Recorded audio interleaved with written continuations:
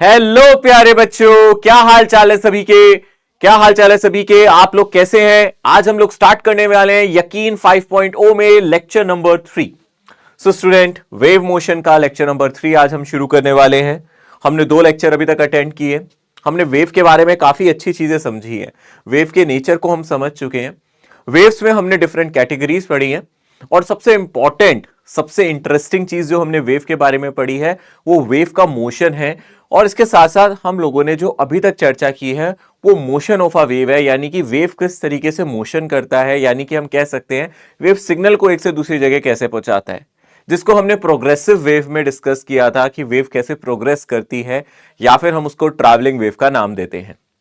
Travelling wave में हम जानते हैं एनर्जी प्लस मोमेंटम, ये दोनों ही, एनर्जी और मोमेंटम दोनों ही ट्रांसफर होता है एक लोकेशन से दूसरी लोकेशन पे। यानी कि वेव अपने साथ डिस्टर्बेंस जो लेके जाती है उसमें हम कह सकते हैं वो अपने साथ अपनी एनर्जी और मोमेंटम को कैरी करती है, अपने साथ ही वो एनर्जी को कैरी करती है, अपने साथ ही वो मोमेंटम को अपने साथ लेके जाती है। ये सब हम लोगों ने डिस्कस किया था लास्ट लेक्चर में। हम लोगों ने साउंड वेव के बारे में पढ़ा था। हमने देखा था कैसे न्यूटन्स और लैपलास के दोनों के अलग अलग व्यूज थे, अलग अलग विचार थे वेव को लेके, जिनमें से न्यूटन का जो विचार था वो था कि भैया जो वेव का प्रोपगेशन है, वेव का जो फ्लो है वो होना चाहिए आइसोथर्मल। बट लैपलास ने कहा नहीं, वो है एडियाबैटिक। और कौन जीता, किसकी जीत हुई? अंत में लाप्लास जीत गए। उनका जो करेक्शन है, ऑब्वियसली उन्होंने न्यूटन के बाद दिया था तो उनका करेक्शन कहलाता है, वो लाप्लास करेक्शन के नाम से जाना जाता है। और एडियाबैटिक प्रोसेस कंसीडर किया जाता है जब वेव यानी कि साउंड वेव प्रोपागेट करती है, यानी कि this is a fast process जिसमें हीट का एक्सचेंज नहीं होता है, आसपास के मीडियम के पार्टिकल्स हीट का एक्सचेंज नहीं कर पाते हैं। एडियाबैटिक प्रोसेस होती है और वहां से उन्होंने उसका फॉर्मूला निकाला। हालांकि हम लोगों ने यह भी डिस्कस किया था साउंड वेव जब प्रोपागेट करती है या फिर कोई भी वेव जब प्रोपागेट करती है तो वो डिपेंड करती है कि मीडियम कितना इलास्टिक है। इलास्टिसिटी और उसकी इनर्शियल प्रॉपर्टीज पे वो डिपेंडेंट रहती है। इलास्टिसिटी यानी कि Young's modulus, bulk modulus. Gases में जब साउंड फ्लो करती है तो हम बल्क मॉडुलस की बात करते हैं, सॉलिड में यंग्स मॉडुलस। सॉलिड में स्पीड ऑफ साउंड काफी ज्यादा है, लिक्विड में उसके बाद है और गैसेस में सबसे कम है। इसका रीजन यही है कि जो यंग्स मॉडुलस है, बल्क मॉडुलस है, और हम लोग इनको अगर कंपेयर करें तो सॉलिड में मॉडुलस ज्यादा होने के कारण, इलास्टिसिटी ज्यादा पाए जाने के कारण वहां पे स्पीड ऑफ साउंड काफी ज्यादा होती है। ठीक है।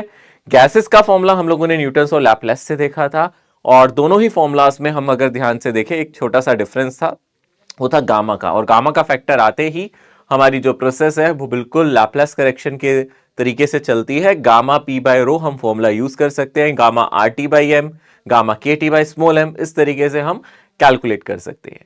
तो हमने कुछ क्वेश्चंस भी किए थे लास्ट लेक्चर में, याद है अगर आप लोगों को, आपने क्वेश्चंस किए हैं मेरे साथ, करे है ना, आप लोगों ने सॉल्व किए है ना, मैंने अकेले तो नहीं किए, आपने भी किए है ना। आप यहां बैठ के देख रहे हैं लेक्चर को भी, और आप लोग ये सोचते होंगे सर तो लाइव है नहीं, बट पूरी फील लेता हूं मैं, मुझे पता चलता है कि आप लोग साथ साथ सॉल्व कर रहे हैं। And so many comments that I am getting, I am very happy कि आप लोग इतने अच्छे से पढ़ रहे हैं और चीजों को इतने अच्छे से समझ भी रहे हैं। आज क्या करेंगे, आज हम लोग थोड़ा सा अलग डिस्कशन करेंगे। पहले तो कुछ क्वेश्चन से ही शुरुआत करूंगा। थोड़ा पहले मैं आपको एको के बारे में बताऊंगा। याद है ना, एको ऐसा वर्ड पहले सुना है आपने। यहां पे साउंड के रिफ्लेक्शन के बारे में हम बात कर रहे हैं, तो यहां पे हम थोड़ा एको के बारे में बताएंगे, एको क्या होता है। इसके बाद मैं आप लोगों को कॉम्बिनेशन ऑफ ट्रैवलिंग वेव्स के बारे में डिस्कस कराऊंगा। बहुत क्रूशल लेक्चर है आज का, बहुत ही इंपॉर्टेंट, बहुत ही क्रूशल दौर पे पहुंच चुका है आज का ये चैप्टर। आज का जो टॉपिक है बहुत इंपॉर्टेंट है, सारे टॉपिक इंपॉर्टेंट है। साइंस है ही मजे लेने के लिए, फिजिक्स है ही अपने आप में इतनी इंटरेस्टिंग चीज, सो क्यों ना हो उसको इतने ही इंटरेस्ट से, उतने ही तरीके से पढ़े आज भी। शुरू करता हूं मैं, सबसे पहले कुछ सवालों से शुरू करूंगा। मैं एको टॉपिक पढ़ाऊंगा, इको भी बोलते हैं आप, एको भी बोलते हैं, जनरली एको कहा जाता है। रिफ्लेक्शन ऑफ साउंड से यानी कि हम लोग शुरुआत करने वाले हैं। ओके, सो सबसे पहले हम ये पढ़ेंगे, कुछ क्वेश्चंस करेंगे, सुपरपोजिशन ऑफ वेव्स और स्टैंडिंग वेव्स के बारे में डिस्कशन करेंगे। सबसे पहले एको क्या है? ऑब्वियस सी बात है, जब हम कई बार पहाड़ों पे जाते हैं या फिर कई बार हमारा रूम जब एकदम खाली होता है, हम बड़े हॉल कमरे में जाते हैं, तो हमने देखा है काफी आवाज का गूंजना, है ना। जब हम बोलते हैं जो आवाज गूंजती है, उस गूंजने को ही, उस आवाज के दोबारा सुनाई देने को ही हम एको कहा करते हैं। तो आवाज के गूंजने को, दोबारा से सुनाई देने को एको कहा जाता है। तो एको यही है, आवाज का गूंजना एको कहलाता है। बट अगर आप ध्यान से देखें, ये किसी एक सर्टेन कंडीशन पे ही होता है, ऐसा नहीं है कि हर बार एको सुनाई दे। इस टाइम मैं अपने रूम में रिकॉर्डिंग कर रहा हूं, रूम में कोई भी नहीं है, खाली रूम है, ठीक है ना। आप भी पढ़ रहे, हो सकता है आपके रूम में भी कोई ना हो, आप बोलो तो आपको तो एको सुनाई नहीं देता। अगर एको की बात करें तो साउंड जाके टकराती है किसी सरफेस से और वापस आती है और सुनाई देती है, वो एको होता है। पर हर बार एको सुनाई नहीं देता। एको सुनाई देने की एक कंडीशन है, एक सर्टेन कंडीशन है, वो क्या है भाई? डेफिनेशन तो बिल्कुल सही है, रिफ्लेक्शन ऑफ अ साउंड, और वो हमें सुनाई देती है तो हम एको कहते हैं। बट ये एक सर्टेन कंडीशन पे ही हमें सुनाई देता है। तो what is that certain condition? किस कंडीशन की मैं यहां पे बात कर रहा हूं, किस कंडीशन पे वो हमें सुनाई देगी, इस पे डिस्कशन करें। तो अगर हम ध्यान से देखें, एको को समझना है तो हमें यह समझना पड़ेगा, दो सिग्नल जब एक ह्यूमन ईयर के कान में जाते हैं, वो उनको कैसे डिस्टिंग्विश कर पाता है, हम कैसे दो सिग्नल में डिफरेंशिएट कर पाते हैं। मुझे दो सुनाई देने वाली साउंड अलग कब महसूस होती है, कब एक जैसी लगती है। मैं बोल रहा हूं जो भी, वो सामने जा रहा है, दीवार से टकरा रहा है, फिर मेरे कानों तक आ रहा है, पर मुझे एको सुनाई नहीं दे रहा। ऐसा इसलिए हो रहा है क्योंकि ह्यूमन ईयर का एक परसिस्टेंस है। परसिस्टेंस क्या होता है? परसिस्टेंस का मतलब क्या होता है? परसिस्टेंस का मतलब यह है कि मैं दो आवाजों के बीच में कब अंतर बता पाऊंगा, कब उसको डिस्टिंग्विश कर पाऊंगा। कहने का मतलब है, आप कंसीडर करें, जैसे कि मान ले हमारा कान है, ह्यूमन ईयर की अगर हम बात करें, मान लेते हैं हमारा कान है, इस पे एक आवाज आती है और दूसरी आवाज आती है, दोनों के बीच में थोड़ा सा टाइम इंटरवल होता है। मान लो अगर ये आवाज बहुत कम टाइम इंटरवल में, यानी कि वक्त का बहुत कम डिफरेंस है, ये आवाज आपके पास आई, फिर ये दूसरी आवाज आई, दोनों एक जैसी आवाजें हैं, तो आप इनमें डिस्टिंग्विश कब कर पाओगे? दोनों आवाजों में डिस्टिंग्विश तभी कर पाओगे जब इनके बीच में 0.1 सेकंड से ज्यादा गैप हो। अगर 0.1 सेकंड से कम गैप में ये आवाजें आपके कान तक आती हैं तो आप फर्क नहीं पहचान पाते। मैं जो अभी बोल रहा हूं, आप समझ सकते हो, जो मैं बोल रहा हूं मेरे कानों तक भी जा रहा है, जो मैं बोल रहा हूं, क्योंकि वेव है, साउंड इज अ वेव, वो हर डायरेक्शन में फैल रही है, इधर भी जा रही है, इधर भी जा रही है, यहां भी जा रही है, वो हर डायरेक्शन में फैल रही है। तो जो मैं बोल रहा हूं मेरे कानों तक जा रहा है और डायरेक्टली भी जा रहा है और वहां से टकरा के भी आ रहा है। तो ये दोनों सिग्नल अगर 0.1 सेकंड से पहले कानों तक पहुंच जाते हैं, मतलब पहले मेरे कानों में पहुंचा और टकरा के जब वो आता है, तो अगर वो 0.1 सेकंड से पहले आ जाता है तो मुझे एको सुनाई नहीं देता। मुझे ऐसा नहीं लगता कि रिफ्लेक्टेड साउंड सुन रहा हूं या डायरेक्ट अपनी वॉइस को सुन रहा हूं। तो इसको हम क्या बोलते हैं? परसिस्टेंस ऑफ ह्यूमन हियरिंग, यानी कि 0.1 सेकंड से पहले हम इस फर्क को पहचान नहीं पाते। तो परसिस्टेंस ऑफ हियरिंग यही है। बात समझ में आती है? तो अगर दो साउंड्स, अगर ये रूम की मैं लेंथ बढ़ा दूं, अगर इस दीवार को मैं अपने से बहुत दूर कर दूं, जब बड़े बड़े हॉल रूम्स में, ऑडिटोरियम्स में, सिनेमा हॉल्स में ऐसा हो जाता है, जब क्या होता है, जब चीजें बहुत दूर होती है, या फिर बड़े ऑडिटोरियम में आप हो या पहाड़ों पे चले जाते हो, तो वो बहुत दूर होते हैं हमसे, जो हम बोल रहे हैं डायरेक्टली हमारे कानों तक जा रहा है, एक बार सामने टकरा के आ रहा है। तो जब वो टकरा के आता है तो वो 0.1 सेकंड से ज्यादा टाइम लेता है, 0.5 सेकंड, 1 सेकंड के वक्त के बाद वापस आता है, तो हमें एको सुनाई देता है। यानी कि एको की कंडीशन क्या है? फॉर एको अगर हम बात करें, कंडीशन क्या है फॉर एको? क्या होना चाहिए? डेल्टा टी, है ना, डेल्टा टी, या फिर टाइम इंटरवल या टाइम गैप, ठीक है ना, time gap between two sounds क्या होना चाहिए? should be greater than 0.1 second. ऐसा अगर हो जाता है तो हमें एको सुनाई देता है। तो इसका मतलब इन जनरल अगर हम ध्यान से देखें, अगर कोई आदमी बोल रहा है, ठीक है ना, यहां पे कोई इंसान खड़ा है और वो अपना एको सुनना चाहता है, तो वो किसी एक दूर ऑब्जेक्ट से एको अपना सुनाई दे सकता है। मिनिमम डिस्टेंस क्या होना चाहिए, या अगर हम ध्यान से देखें कि कितनी मिनिमम दूरी होनी चाहिए एको सुनने के लिए, हम कहते हैं इसको मिनिमम डिस्टेंस, ठीक है ना। तो यहां से मैंने इसका मिनिमम डिस्टेंस ले लिया, लेटर से कैपिटल डी, इसको हम बोल रहे हैं मिनिमम डिस्टेंस फॉर एको। ये हमारा मिनिमम दूरी है कि हमें एको सुनाई दे, हमें एको सुनना है, तो ये मिनिमम दूरी कितनी होनी चाहिए? आप जानते हैं जब आप बोलेंगे तो साउंड वेव आगे जाएगी, जब आप बोलेंगे तो साउंड आगे जाएगी, टकरा के वापस आएगी, तो ये आगे जाएगी, टकरा के वापस आएगी। किस स्पीड से जा रही है साउंड? लेट अस से वीएस से जा रही है। किस स्पीड से जा रही है? वीएस से जा रही है। कितना डिस्टेंस कवर कर रही है, डी डिस्टेंस, फिर डी डिस्टेंस, यानी कि दो बार, एक बार वो जाते टाइम, एक बार आते टाइम, ये डी दूरी तय करेगी, डी डिस्टेंस ट्रेवल करेगी। तो आप कह सकते हैं जो स्पीड है वो किसके इक्वल है, डिस्टेंस यानी कि 2d डिवाइडेड बाय टाइम, ठीक है ना, 2d डिवाइडेड बाय टाइम। तो अगर हम ध्यान से देखें, यहां से अगर मैं डिस्टेंस निकालना चाहता हूं तो मैं इसको बोल सकता हूं velocity of sound into t divided by 2। और मैंने भी बताया कि जो मेरा टाइम है वो 0.1 सेकंड से बड़ा होना चाहिए। तो मिनिमम दूरी के लिए हम लोग 0.1 सेकंड अभी डाल देते हैं, ये हमारा मिनिमम डिस्टेंस आ जाएगा। यानी कि स्पीड ऑफ साउंड की अगर मैं बात करूं, आप जानते हो अप्रोक्सीमेटली जो स्पीड ऑफ साउंड है यहाँ पे 340 मीटर पर सेकंड मैं ले लेता हूं, हवा में यही स्पीड ऑफ साउंड होती है इन जनरल। तो अगर हम ध्यान से देखेंगे ये बदलती रहती है, मैंने अभी जस्ट समझने के लिए अप्रोक्सीमेटली इतना ले लिया। तो आपका जो डिस्टेंस आ जाएगा वो कितना आ जाएगा, 340 मल्टीप्लाई बाय 0.1 डिवाइडेड बाय 2, ये आ जाएगा 34/2 यानी कि 17 मीटर अप्रोक्सीमेटली। तो 17 मीटर अप्रोक्सीमेटली वो डिस्टेंस कहा जाता है कि हम लोगों को एको सुनाई दे। हाँ, ये बदल सकता है अगर स्पीड ऑफ साउंड बदल जाए, अगर ये 340 की जगह 330 होता तो 16.5 आंसर आ जाता, 320 होता तो 16 मीटर आ जाता। यानी कि लगभग हमने निकाला 17 मीटर के आसपास की वो दूरी है। जब ऑब्जेक्ट हमसे इतना दूर होता है, दीवारें हमसे इतनी दूर होती हैं, इतनी दूरी पे होती हैं, तो हम लोग इसको सुन पाते हैं, ठीक है ना, इसको एको कहते हैं। एक चीज होती है रिवर्बरेशन। तो रिवर्बरेशन थोड़ा सा अलग है, वो एको से हल्का सा अलग है। वो ये क्या है, वो मल्टीपल रिफ्लेक्शन है, रिवर्बरेशन। तो रिवर्बरेशन क्या होता है, जब हम बड़े ऑडिटोरियम में खड़े होते हैं, है ना, तो क्या होता है, छतें जैसे मान लो यहां से अलग अलग जगह से साउंड टकरा के अलग अलग तरीके से वापस आती है, मल्टीपल रिफ्लेक्शन हो के भी आती है। तो मल्टीपल रिफ्लेक्शन ऑफ साउंड को रिवर्बरेशन कहते हैं, ठीक है ना। वो हमारे लिए यूजफुल नहीं है, हालांकि एको का भी कोई ऐसा यूज नहीं है, बट कई जगह इसको हम इस्तेमाल भी करते हैं।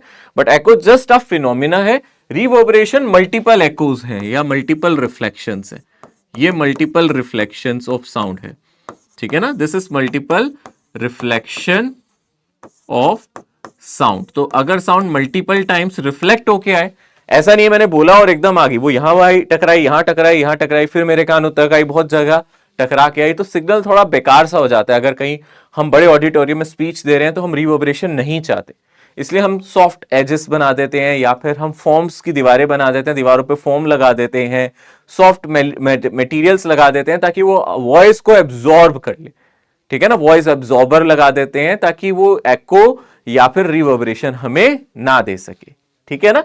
सो रिवर्बरेशन मल्टीपल एको है, मल्टीपल टाइम्स रिफ्लेक्शन है, हम ये कह सकते हैं। ओके, एक सवाल देखो, सवालों से ही हमें पता चलेगा कि हमें करना क्या है। जैसे कि यहाँ क्वेश्चन है, बहुत आसान सवाल है, आप इसको कर सकते हैं। A person is in front of a fort wall, the person can hear echo of sound produced by him when minimum distance between the person and wall is 16.75 the velocity of sound। देखो यहां पे उसने उल्टा कर दिया, इसमें speed of sound की बात करी है वो कितनी होगी और मिनिमम डिस्टेंस दे दिया। जो चीज नहीं बदली है वो परसिस्टेंस ऑफ हियरिंग है, वो 0.1 सेकंड रहेगी। एक ह्यूमन के लिए, नॉर्मल ह्यूमन बीइंग के लिए इतना ही होता है, ठीक है ना। तो हम कहेंगे कि परसिस्टेंस ऑफ हियरिंग यानी कि 0.1 सेकंड बाद तो उसको सुनाई देगी, तभी वो कह रहा है, तभी उसने मिनिमम डिस्टेंस दिया है। तो यहां पे अगेन अगर आप स्पीड ऑफ साउंड निकालना चाहते हैं तो आप फॉर्मूला यूज कर सकते हैं, 2d डिवाइडेड बाय t। यहां से आ जाएगा 2 इंटू डी, डिस्टेंस कितना है 16.75 डिवाइडेड बाय 0.1। तो अगर आप इसको मल्टीप्लाई करेंगे ऊपर आएगा 33.5 डिवाइडेड बाय 0.1, तो ये अराउंड 335 मीटर पर सेकेंड आ जाएगा। सो ये मेरा आंसर हो जाएगा, दिस इज माई आंसर। अगला क्वेश्चन देखो, ये भी एको से रिलेटेड है। यहां क्या कहता है, a man fired a bullet in front of a mountain and he heard it's echo 2 seconds after 2 seconds. यानी कि एक बंदे ने, भैया एक इंसान है यहां पे खड़ा है और काफी डिस्टेंट ऑब्जेक्ट पे खड़ा है, यानी कि यहां पे कोई माउंटेन है, ठीक है ना, वो माउंटेन से काफी दूरी पे खड़ा है और उसको एको सुनाई देता है। कितनी देर बाद सुनाई देता है, अगर हम ध्यान से देखेंगे 2 सेकेंड्स बाद। तो यानी कि यहां पे हम लिख सकते हैं vs स्पीड ऑफ साउंड, यानी कि 2 टाइम्स जो भी डिस्टेंस होगा माउंटेन का, मुझे नहीं पता कितना डिस्टेंस है माउंटेन का, तो मैं यहां पे कैपिटल डी लिख देता हूं अभी, और डिवाइडेड बाय, ये मिनिमम डिस्टेंस नहीं है एको के लिए, ये माउंटेन काफी दूरी पे है, ठीक है ना। तो 2d डिवाइडेड बाय, यहां पे जो टाइम लग रहा है 2 हो गया, यानी कि vs d के बराबर आ गया इस इक्वेशन के हिसाब से, तो है ना। जो अगर हम इट्स नॉट कि यहाँ पे वीएस और डी बराबर है, इसका मतलब ये है कि इनकी जो वैल्यू है वो बराबर है, यूनिट्स बराबर नहीं है, ठीक है ना।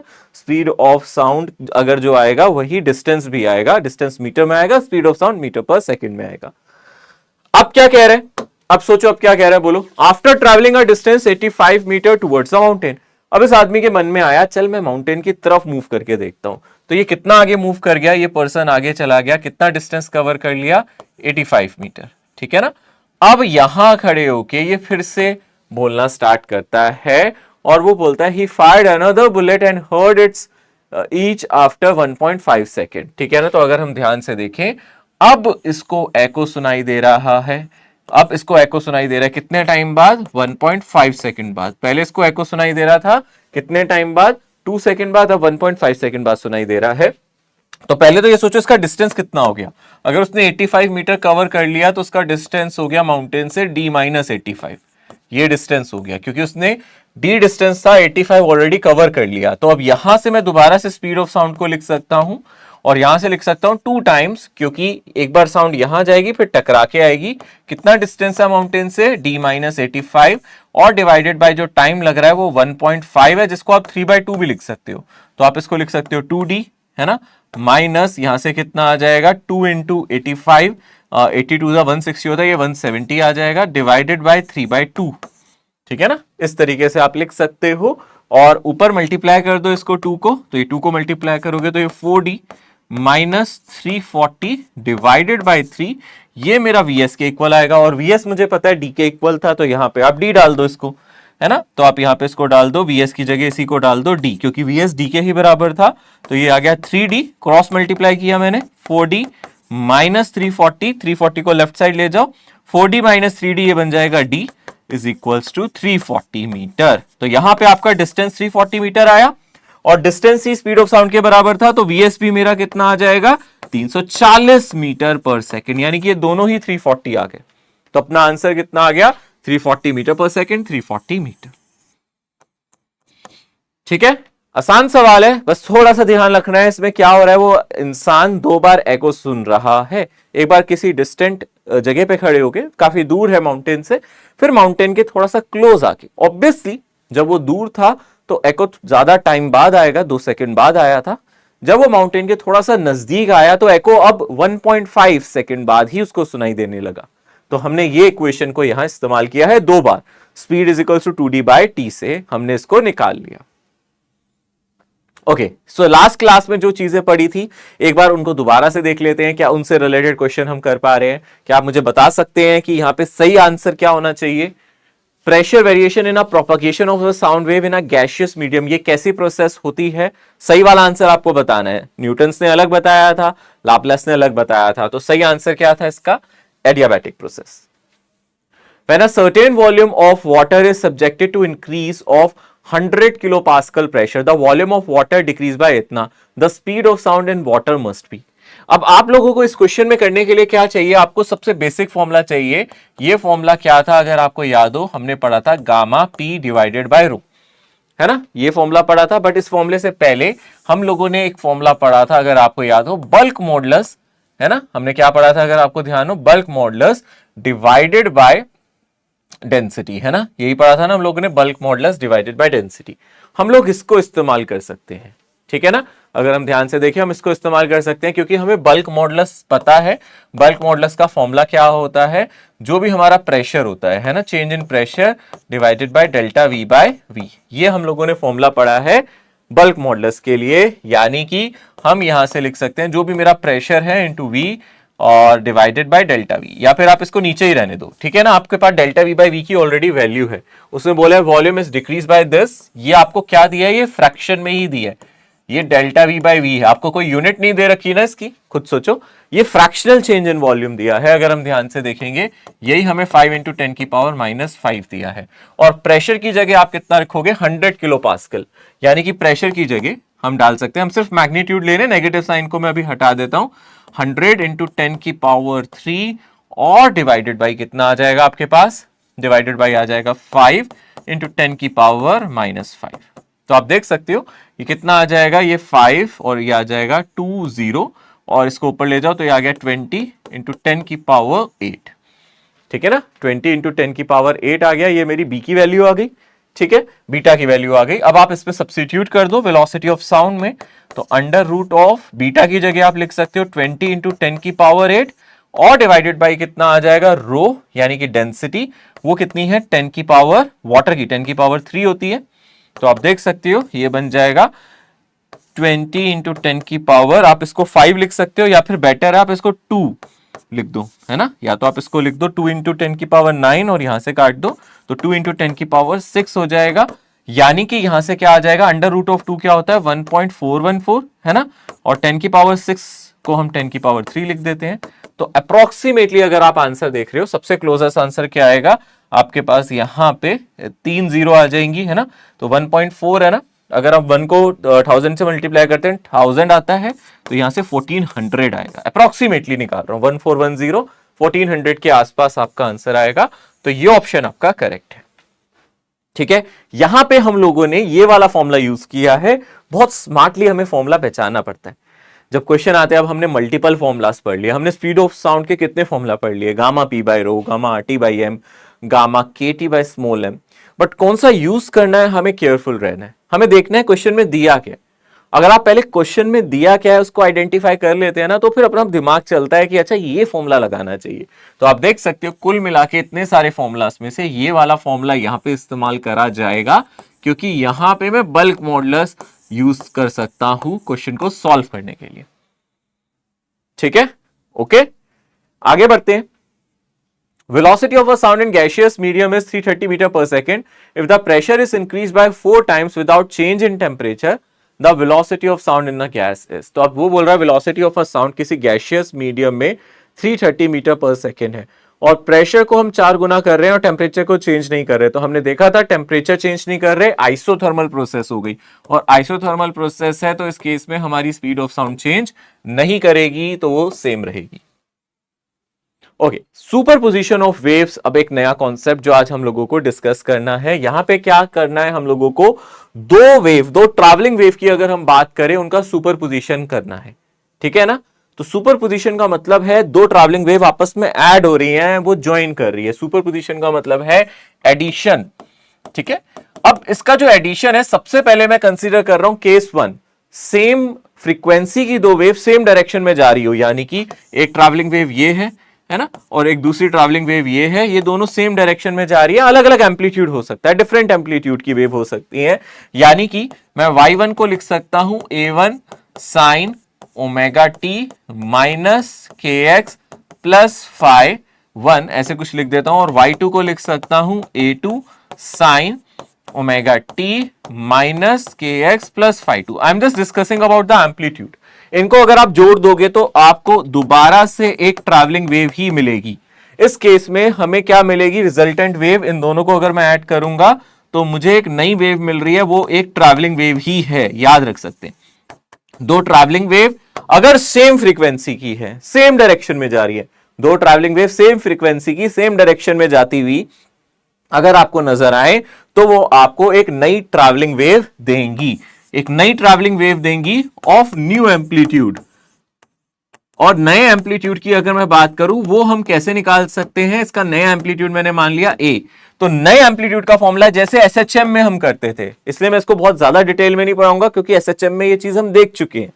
तो नया जो एम्पलीट्यूड होगा जैसे एसएचएम में आता था वही आएगा, a1 square plus a2 square plus 2a1 a2 cos of phase difference. दोनों का फेज डिफरेंस कितना है अगर मैं यहां से ध्यान से देखूं, फेज डिफरेंस पे अगर आप डिस्कशन करोगे तो दोनों के फेसेस अलग अलग हैं, तो फेज डिफरेंस को आप phi 1 माइनस phi 2 या phi 2 माइनस phi 1 में मोड लगा देता हूं, है ना।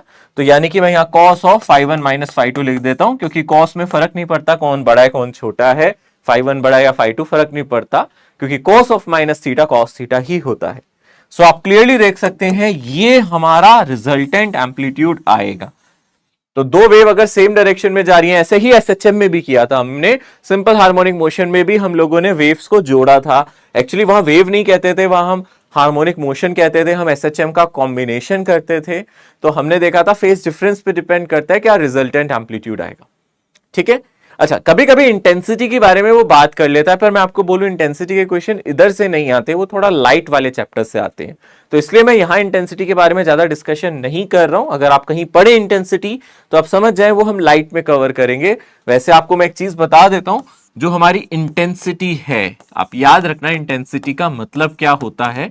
इंटेंसिटी का मतलब होता है energy per unit area per unit time, यानी कि एरिया और टाइम।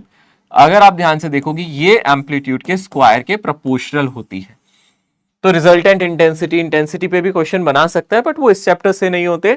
वो जो इंटेंसिटी के सवाल आप लोगों से पूछे जाते हैं वो ज्यादातर अगले चैप्टर से आते हैं, यानी कि दोबारा जब हम वेव पढ़ेंगे क्लास 12th में, वेव ऑप्टिक्स, ठीक है, वहां इंटेंसिटी से रिलेटेड सवाल ज्यादा पूछे जाते हैं। इंटेंसिटी के बारे में हम चर्चा वहां करेंगे।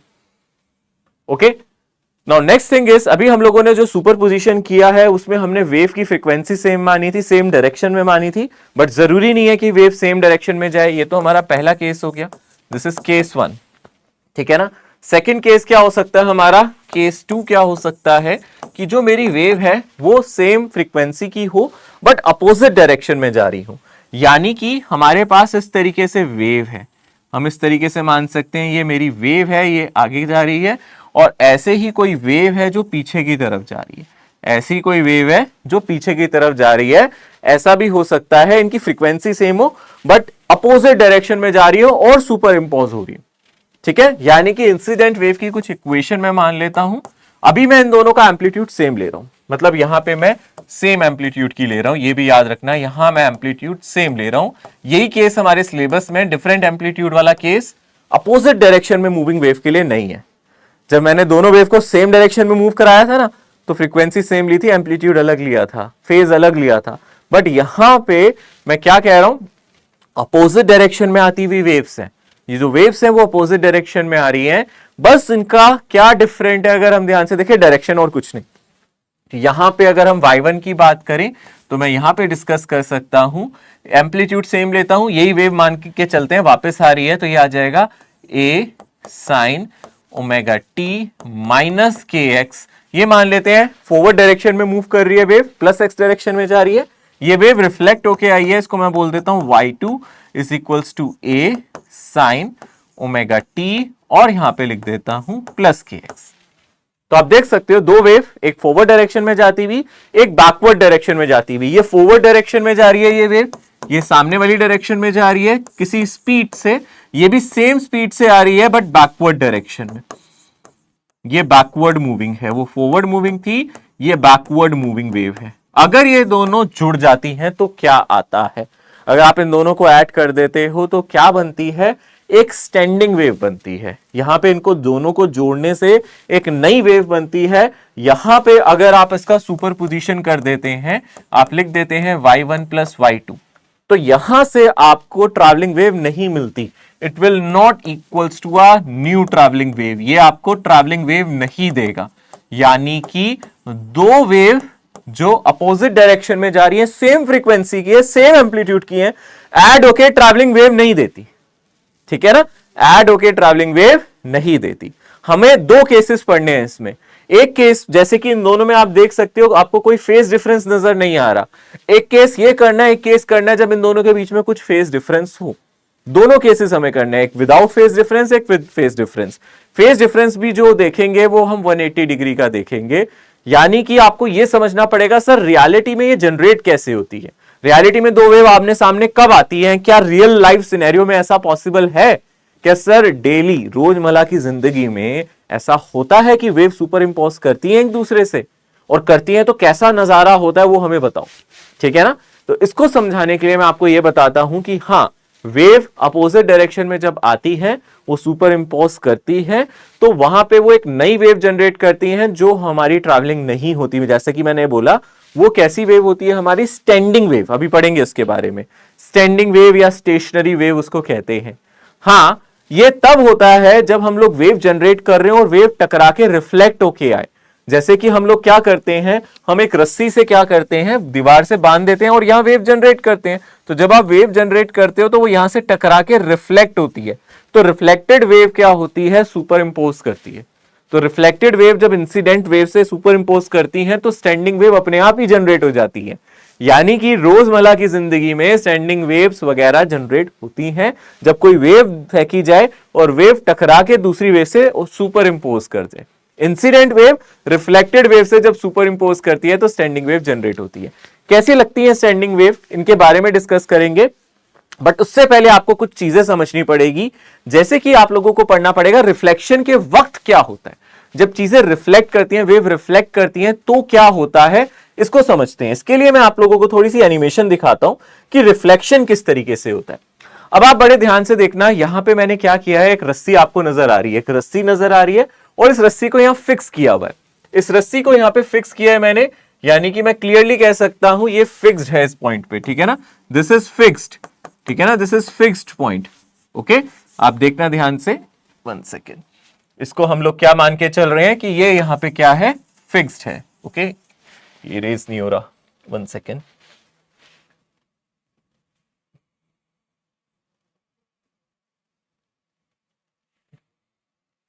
एक सेकेंड, बस एक सेकेंड, इसको इरेज कर दें पहले। हाँ, ये यहां पे कैसी है, हमने क्या बोला था, ये वेव यहां पे कैसी है, ये यहां पे फिक्स्ड है, ठीक है ना, ये पॉइंट यहां पे क्या है, फिक्स्ड पॉइंट कहते हैं इसको, क्योंकि ये पॉइंट ऊपर नीचे नहीं जा सकता, ये पॉइंट यहां से कहीं नहीं जा सकता। आप देखो मैं क्या हो रहा है, दोबारा से देखते हैं। यहां पे मैं यहां पे जब एक पल्स, जैसे एक पल्स जनरेट करता हूं तो वो टकरा के क्या हो जाती है, इन्वर्ट हो जाती है। यानी कि जब भी फिक्स पॉइंट आता है, कोई वेव कहीं जाके टकराती है, टकराने के बाद यहां पे क्या हो जाती है, इन्वर्ट हो जाती है। यानी कि यहां पे आपको क्या मिल रहा है, इन्वर्जन मिल रहा है। यहां पे ये वेव क्या कर रही है, इन्वर्ट कर रही है, there is a inversion over here. तो जब आप इसको रिफ्लेक्ट करने की कोशिश करोगे आपको यहां पे एक इन्वर्जन मिलेगा, जैसा कि आप देख रहे हो, सीधी जाती हुई वेव ऐसे जा रही है, पल्स ऐसे जा रही है, टकराने के बाद उल्टी हो जाती है, यानी कि यहां पे एक इन्वर्जन होता है, यानी कि यहां पे 180 डिग्री का फेज डिफरेंस इंट्रोड्यूस होता है। यहां पे क्या होता है, 180 डिग्री का एक फेज डिफरेंस इंट्रोड्यूस होता है। आप इस चीज को ऐसे समझ सकते हैं, अगर हम वेव की बात करें तो जब हम वेव पे डिस्कशन करते हैं, इस तरीके से हमारी वेव होती है, हम यहां से लेके यहां तक एक वेवलेंथ कहते हैं। और इन टर्म्स ऑफ फेज, अगर हम फेज की बात करें, इसको हम 2 पाई कहते हैं। इन टर्म्स ऑफ एंगल, यानी कि फेज की टर्म में बात करें तो हम इसको क्या बोलते हैं, 2 पाई। क्योंकि हम कहते हैं ना, एक वेव 1 वेवलेंथ की लेंथ रखती है, और अगर टाइम में बात करें तो इसका जो टाइम पीरियड होता है वो 2 पाई होता है, यानी कि लैम्डा कोरोस्पॉन्ड्स टू 2 पाई। तो आप एक चीज याद रख सकते हैं, अगर आप ध्यान से देखिए, लैम्डा को हम बोलते हैं, अगर हम 2 वेव्स के बीच में इसको कंपेयर करें, एक वेव ऐसे है, एक वेव ऐसे है, अगर आप डिस्कस करना चाहते हो कि इसके बीच में कितना डिस्टेंस है, कितना पाथ का डिफरेंस है, तो उसको बोलते हैं पाथ डिफरेंस। 2 वेव के बीच में कितना डिस्टेंस है, कितना, अगर आप डिस्टेंस को मेजर करते हैं तो आप इसको बोलते हैं पाथ डिफरेंस। तो पाथ डिफरेंस को हम लिख सकते हैं, पाथ डिफरेंस को हम डेल्टा एक्स से लिख देते हैं, path difference is delta x. 2 wave के फेज के डिफरेंस को हम लिख देते हैं डेल्टा फाई, फेज डिफरेंस को हम लिख सकते हैं डेल्टा फाई। तो phase difference delta phi, path difference delta x. आप याद रखना कि जब फेज डिफरेंस मेरा 2 पाई का होगा तो पाथ डिफरेंस लैम्डा का होगा, तो आप यहां से लिख सकते हैं delta x by lambda is same as delta phi divided by 2 pi. आप कंपेयर कर सकते हो ऐसे फेज डिफरेंस और पाथ डिफरेंस को। ये कंपैरिजन है, एक फॉर्मूला है जिससे आप फेज डिफरेंस और पाथ डिफरेंस को कंपेयर कर सकते हो। यानी कि अगर आपको डेल्टा एक्स निकालना है तो आप फॉर्मूला यूज कर सकते हो, lambda by 2 pi into delta phi. यानी कि अगर आपको पाथ डिफरेंस पता है तो आप फेज डिफरेंस इस फॉर्मूले से निकाल सकते हो। ये फॉर्मूला कहां यूज होगा, टू कैलकुलेट पाथ डिफरेंस, जब फेज डिफरेंस गिवन हो। मान लो डेल्टा फाई हमें गिवन है, अगर ये हमें गिवन है तो हम इसको इस फॉर्मूले से कैलकुलेट कर सकते हैं। इजी है ना, इजी है। जैसे आपको मैंने बोला, फॉर एग्जांपल के तौर पे अगर मैं आपसे बोलूं, आपको बोल दिया जाए आपका पाथ डिफरेंस है पाई बाय 2 का, तो आप क्या यहां से लैम्डा नहीं निकाल सकते, सॉरी डेल्टा एक्स नहीं निकाल सकते, तो आप पाथ डिफरेंस निकाल सकते हो ना। अगर आपको फेज डिफरेंस गिवन है पाई बाय 2 का, तो पाथ डिफरेंस कितना हो जाएगा, lambda by 2 pi into pi by 2, यानी कि हो जाएगा लैम्डा बाय 4 का। आप इसको ऐसे समझ सकते हो, इसको देखने के लिए आप ऐसे समझ सकते हो, अगर किसी वेव में, आप क्लियरली देखो, किसी वेव में अगर आपका पाथ डिफरेंस पाई बाय 2 है, इसका मतलब आप इस पॉइंट और इस पॉइंट की बात कर रहे हैं। आप इन दोनों पॉइंट की बात कर रहे हैं, क्योंकि इन दोनों के बीच में π/2 यानी 90 डिग्री का पार्ट डिफरेंस होता है। और वेवलेंथ की टर्म में अगर आप डेल्टा फाई की बात करेंगे तो ये आपको λ/2 दिखेगा, और अगर आप पार्ट डिफरेंस की बात करेंगे इन दोनों पॉइंट्स के बीच में तो आपको कितना दिखेगा, सॉरी फेज डिफरेंस कितना दिखेगा, उल्टा लिख दिया, फेज डिफरेंस आप लोगों को दिखेगा π/2, और पार्ट डिफरेंस ये λ/2 है। यहां से यहां तक आप जानते हो ये लैम्डा होता है, यहां से यहां तक जानते हो ये λ/2 होता है, ये तो उसका आधा है यानी ये λ/4 होगा। और फॉर्मूले से भी आ रहा है, आप फॉर्मूले से भी देख सकते हो, इसको डायरेक्टली भी देख सकते हो, ठीक है ना। किसी भी वेव में यहां से लेके यहां तक पॉइंट एक कंप्लीट वेव है, आप इसको लैम्डा लिखते हो ना, तो आधी वेव होगी λ/2 और ये क्वार्टर वेव है इसलिए λ/4 है। और इन दोनों पॉइंट्स में 90 डिग्री का फर्क होता है, हमने साइन के ग्राफ में देखा था। ये 0 डिग्री पे, ये 90 डिग्री पे पॉइंट होता है, ये 180 डिग्री पे, ये 270 पे, ये 360 पे यानी कि 2π पे, ठीक है। ओके, समझ में आ रही होंगी ये कुछ बातें। तो ये कुछ जनरल टर्म्स है, फेज डिफरेंस, पार्ट डिफरेंस, ये बातें हमें पता होनी चाहिए। अब जब वेव रिफ्लेक्ट होके आ रही थी तो हम देख सकते हैं ऑन रिफ्लेक्शन, अगर हम ध्यान से देखें ऑन रिफ्लेक्शन हम क्या नोटिस करते हैं, ऑन रिफ्लेक्शन हम क्या नोटिस करते हैं, क्या होता है रिफ्लेक्शन के टाइम पे।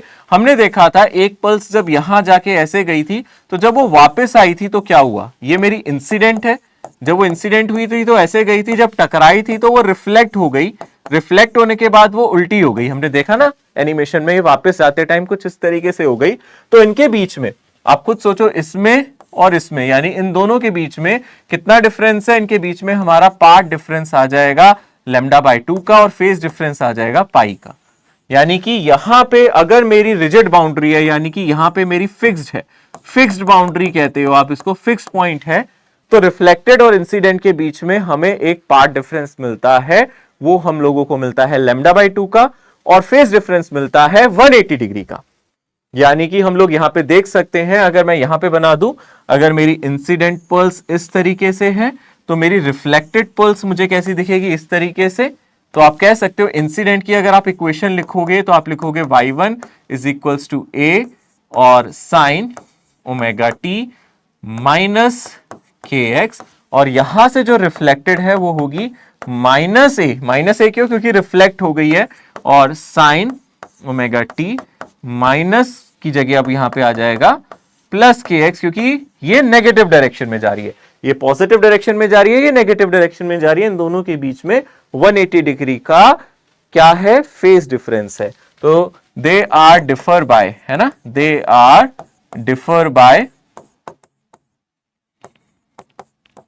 पाई फेज, तो इनके बीच में जो फेज डिफरेंस है वो पाई का है, 180 डिग्री का फेज डिफरेंस है। This is called reflection from a fixed and. दोबारा से देख सकते हो एनिमेशन में, अगर आप रिफ्लेक्शन देखना चाहते हो, ये ऐसे जाती है, टकराने के बाद पलट जाती है, this is reflection from a fixed and.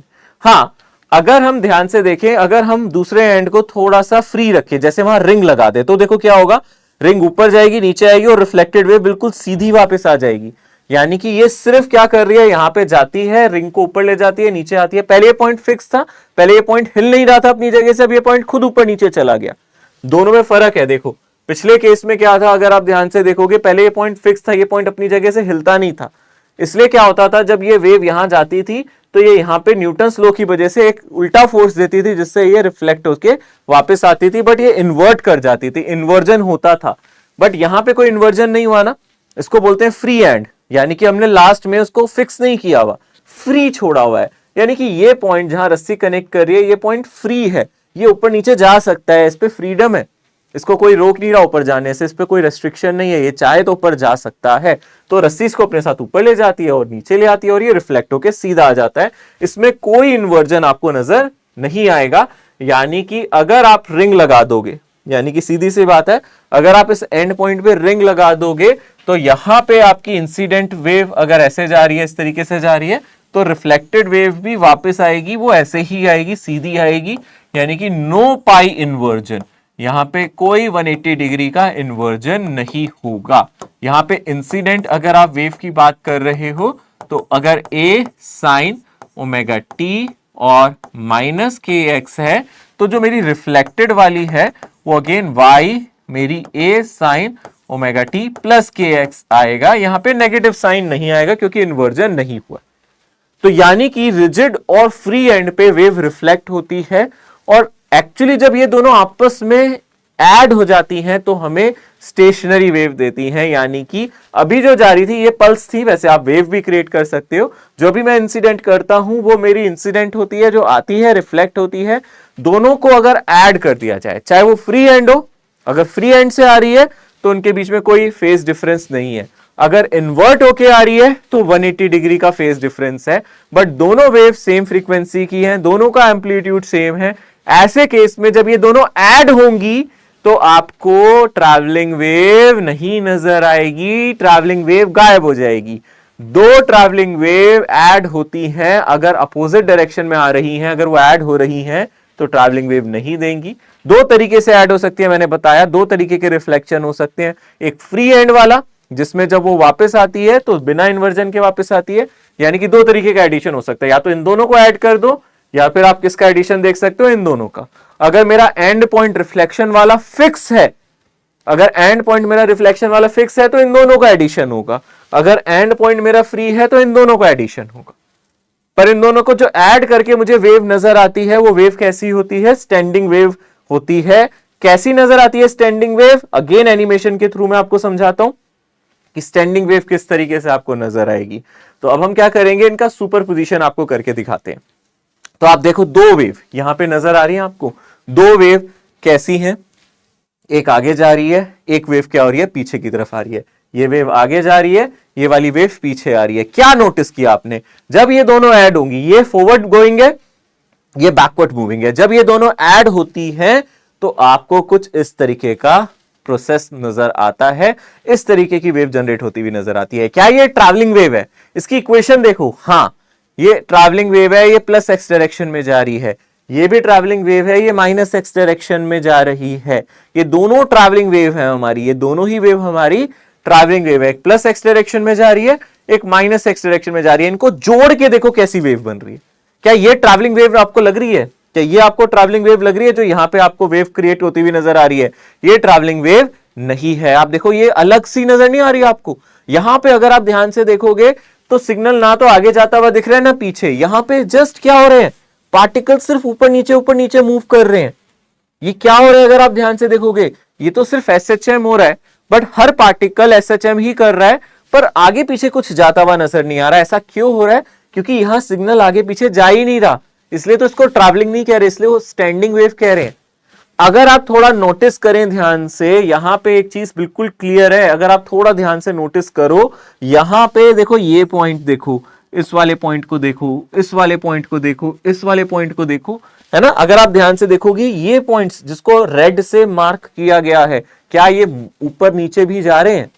नहीं, ये तो एसएचएम भी नहीं कर रहे सर, ये तो ऊपर नीचे भी नहीं जा रहे। अच्छा, अगर आप ध्यान से देखो, अगर आप थोड़ी ध्यान से यहां पे देखोगे तो आपको समझ में आएगा कुछ जो पार्टिकल यहां है, क्या ये ऑसिलेट कर रहा है? हाँ, पर ये कहां तक जा रहा है? ये सिर्फ यहां तक जा रहा है और नीचे आ रहा है, देख रहे हो, सिर्फ इतना ऊपर जा रहा है और नीचे आ रहा है। अगर आप इस पार्टिकल को देखो, ये ज्यादा ऊपर तक जा रहा है, ये ज्यादा ऊपर तक जा रहा है, ज्यादा नीचे तक जा रहा है। अगर आप इस पार्टिकल को देखो, ये और ऊपर तक जा रहा है और नीचे तक आ रहा है। अगर आप यहां वाले पार्टिकल को देखो, देखो ये कहां तक जा रहा है, यहां तक, और नीचे कहां तक जा रहा है, यहां तक। आप देख सकते हो हर पार्टिकल एसएचएम कर रहा है ना, हर पार्टिकल एसएचएम कर रहा है। और अगर आप ध्यान से देखोगे इन पार्टिकल्स को, रेड वाले पार्टिकल्स को देखो, इसके बीच में हर पार्टिकल ऑसिलेट कर रहा है, ऊपर नीचे जा रहा है। इन सबका बीच में कोई फेज डिफरेंस नहीं है, ये सब एक साथ ऊपर जा रहे हैं, एक साथ नीचे आ रहे हैं, दिख रहा है इन दोनों रेड डॉट्स के बीच में देखो, ये सारे पार्टिकल्स एक साथ ऊपर जा रहे हैं, सब एक साथ नीचे आ रहे हैं। पता है क्या फर्क है? सबका एम्पलीट्यूड अलग है। कोई अपनी जगह से थोड़ा सा ऊपर जाके नीचे आ जाता है, अगला पार्टिकल ज्यादा ऊपर जाके नीचे आता है, ये वाला पार्टिकल और ज्यादा ऊपर आके नीचे आता है, इधर वाले पार्टिकल और ज्यादा ऊपर आते हैं, और बीच वाला एक पार्टिकल है जो सबसे ज्यादा डिस्प्लेसमेंट ले रहा है, यानी कि मैक्सिमम एम्पलीट्यूड ले रहा है। यानी कि इनके बीच में एक और पार्टिकल है, ये वाला, इस पार्टिकल को हम कहते हैं मैक्सिमम एम्पलीट्यूड वाला। इनको एक स्पेशल नेम दिए गए हैं, इनको हम एन से लिखते हैं, एन एन एन, और इनको बोला जाता है नोड्स। इनको हम एन से रिसेंबल करते हैं, और एन का मतलब यहां पे क्या होता है? नोड्स। एन का मतलब यहां पे क्या है? नोड्स। यानी कि जो पार्टिकल अपनी जगह से मूव ही नहीं करते वो नोड्स कहलाते हैं। जो पार्टिकल अपनी जगह से मूव ही नहीं कर रहे, रेड वाले पार्टिकल जिनका एम्पलीट्यूड 0 है, ये भी एसएचएम है। ट्रैवलिंग वेव में भी एसएचएम था, ट्रैवलिंग वेव में फर्क था। ट्रैवलिंग वेव में हर पार्टिकल सेम एम्पलीट्यूड लेके जाता था। ट्रैवलिंग वेव में जो आप सिग्नल पीछे देते थे वो धीरे धीरे आगे की तरफ बढ़ता था, हर पार्टिकल को सेम एम्पलीट्यूड मिलता था, पार्टिकल्स के बीच में फेज डिफरेंस था। यहां पे क्या है, हर पार्टिकल एसएचएम कर रहा है बट अलग एम्पलीट्यूड से, और कुछ पार्टिकल है जो मैक्सिमम एम्पलीट्यूड ले रहे हैं, कुछ पार्टिकल ऑसिलेट ही नहीं कर रहे, उनका एम्पलीट्यूड जीरो है। जिनका एम्पलीट्यूड जीरो है उनको नोड्स कह रहे हैं, और जो बीच वाला पार्टिकल है ना, इसको ए से लिखते हैं, इसको बोलते हैं एंटी नोड, यानी कि मैक्सिमम ऑसिलेट जो कर रहा है, मैक्सिमम एम्पलीट्यूड से जो ऑसिलेट कर रहा है वो एंटी नोड, और जो ऑसिलेट ही नहीं कर रहा वो क्या है, नोड। जो ऑसिलेट ही नहीं कर रहा वो नोड है, जो मैक्सिमम एम्पलीट्यूड लेके ऑसिलेट कर रहा है वो मेरा क्या है, एंटी नोड है।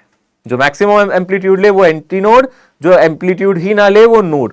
और दो नोड्स के बीच में आप देख सकते हो हर पार्टिकल सेम हाइट ले, मतलब एक साथ ऊपर जा रहे हैं और एक साथ नीचे आ रहे हैं, सभी में कोई फेज डिफरेंस नहीं है। इन दोनों नोड के बीच में भी देख लो, सारे पार्टिकल एक साथ नीचे जाते हैं, सब एक साथ ऊपर जाते हैं।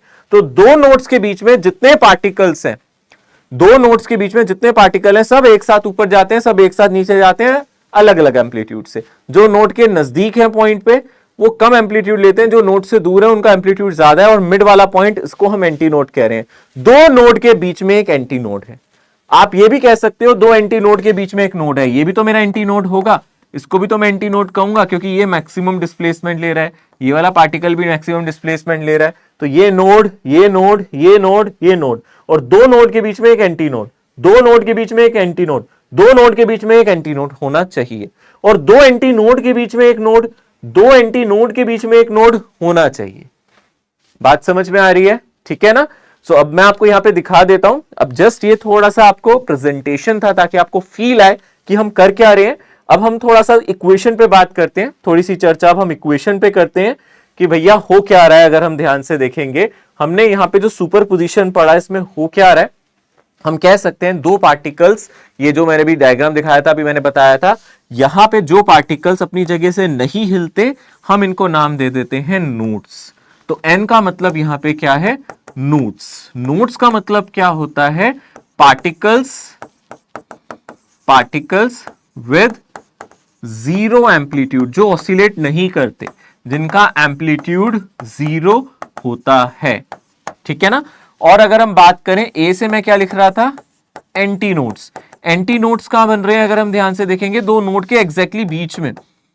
एंटी नोड्स का बनते थे, दो नोड्स के एग्जैक्टली बीच में एक एंटी नोड, इन दोनों नोड्स के बीच में एक एंटी नोड, इन दोनों के बीच में एक एंटी नोड होना जरूरी है, ठीक है ना।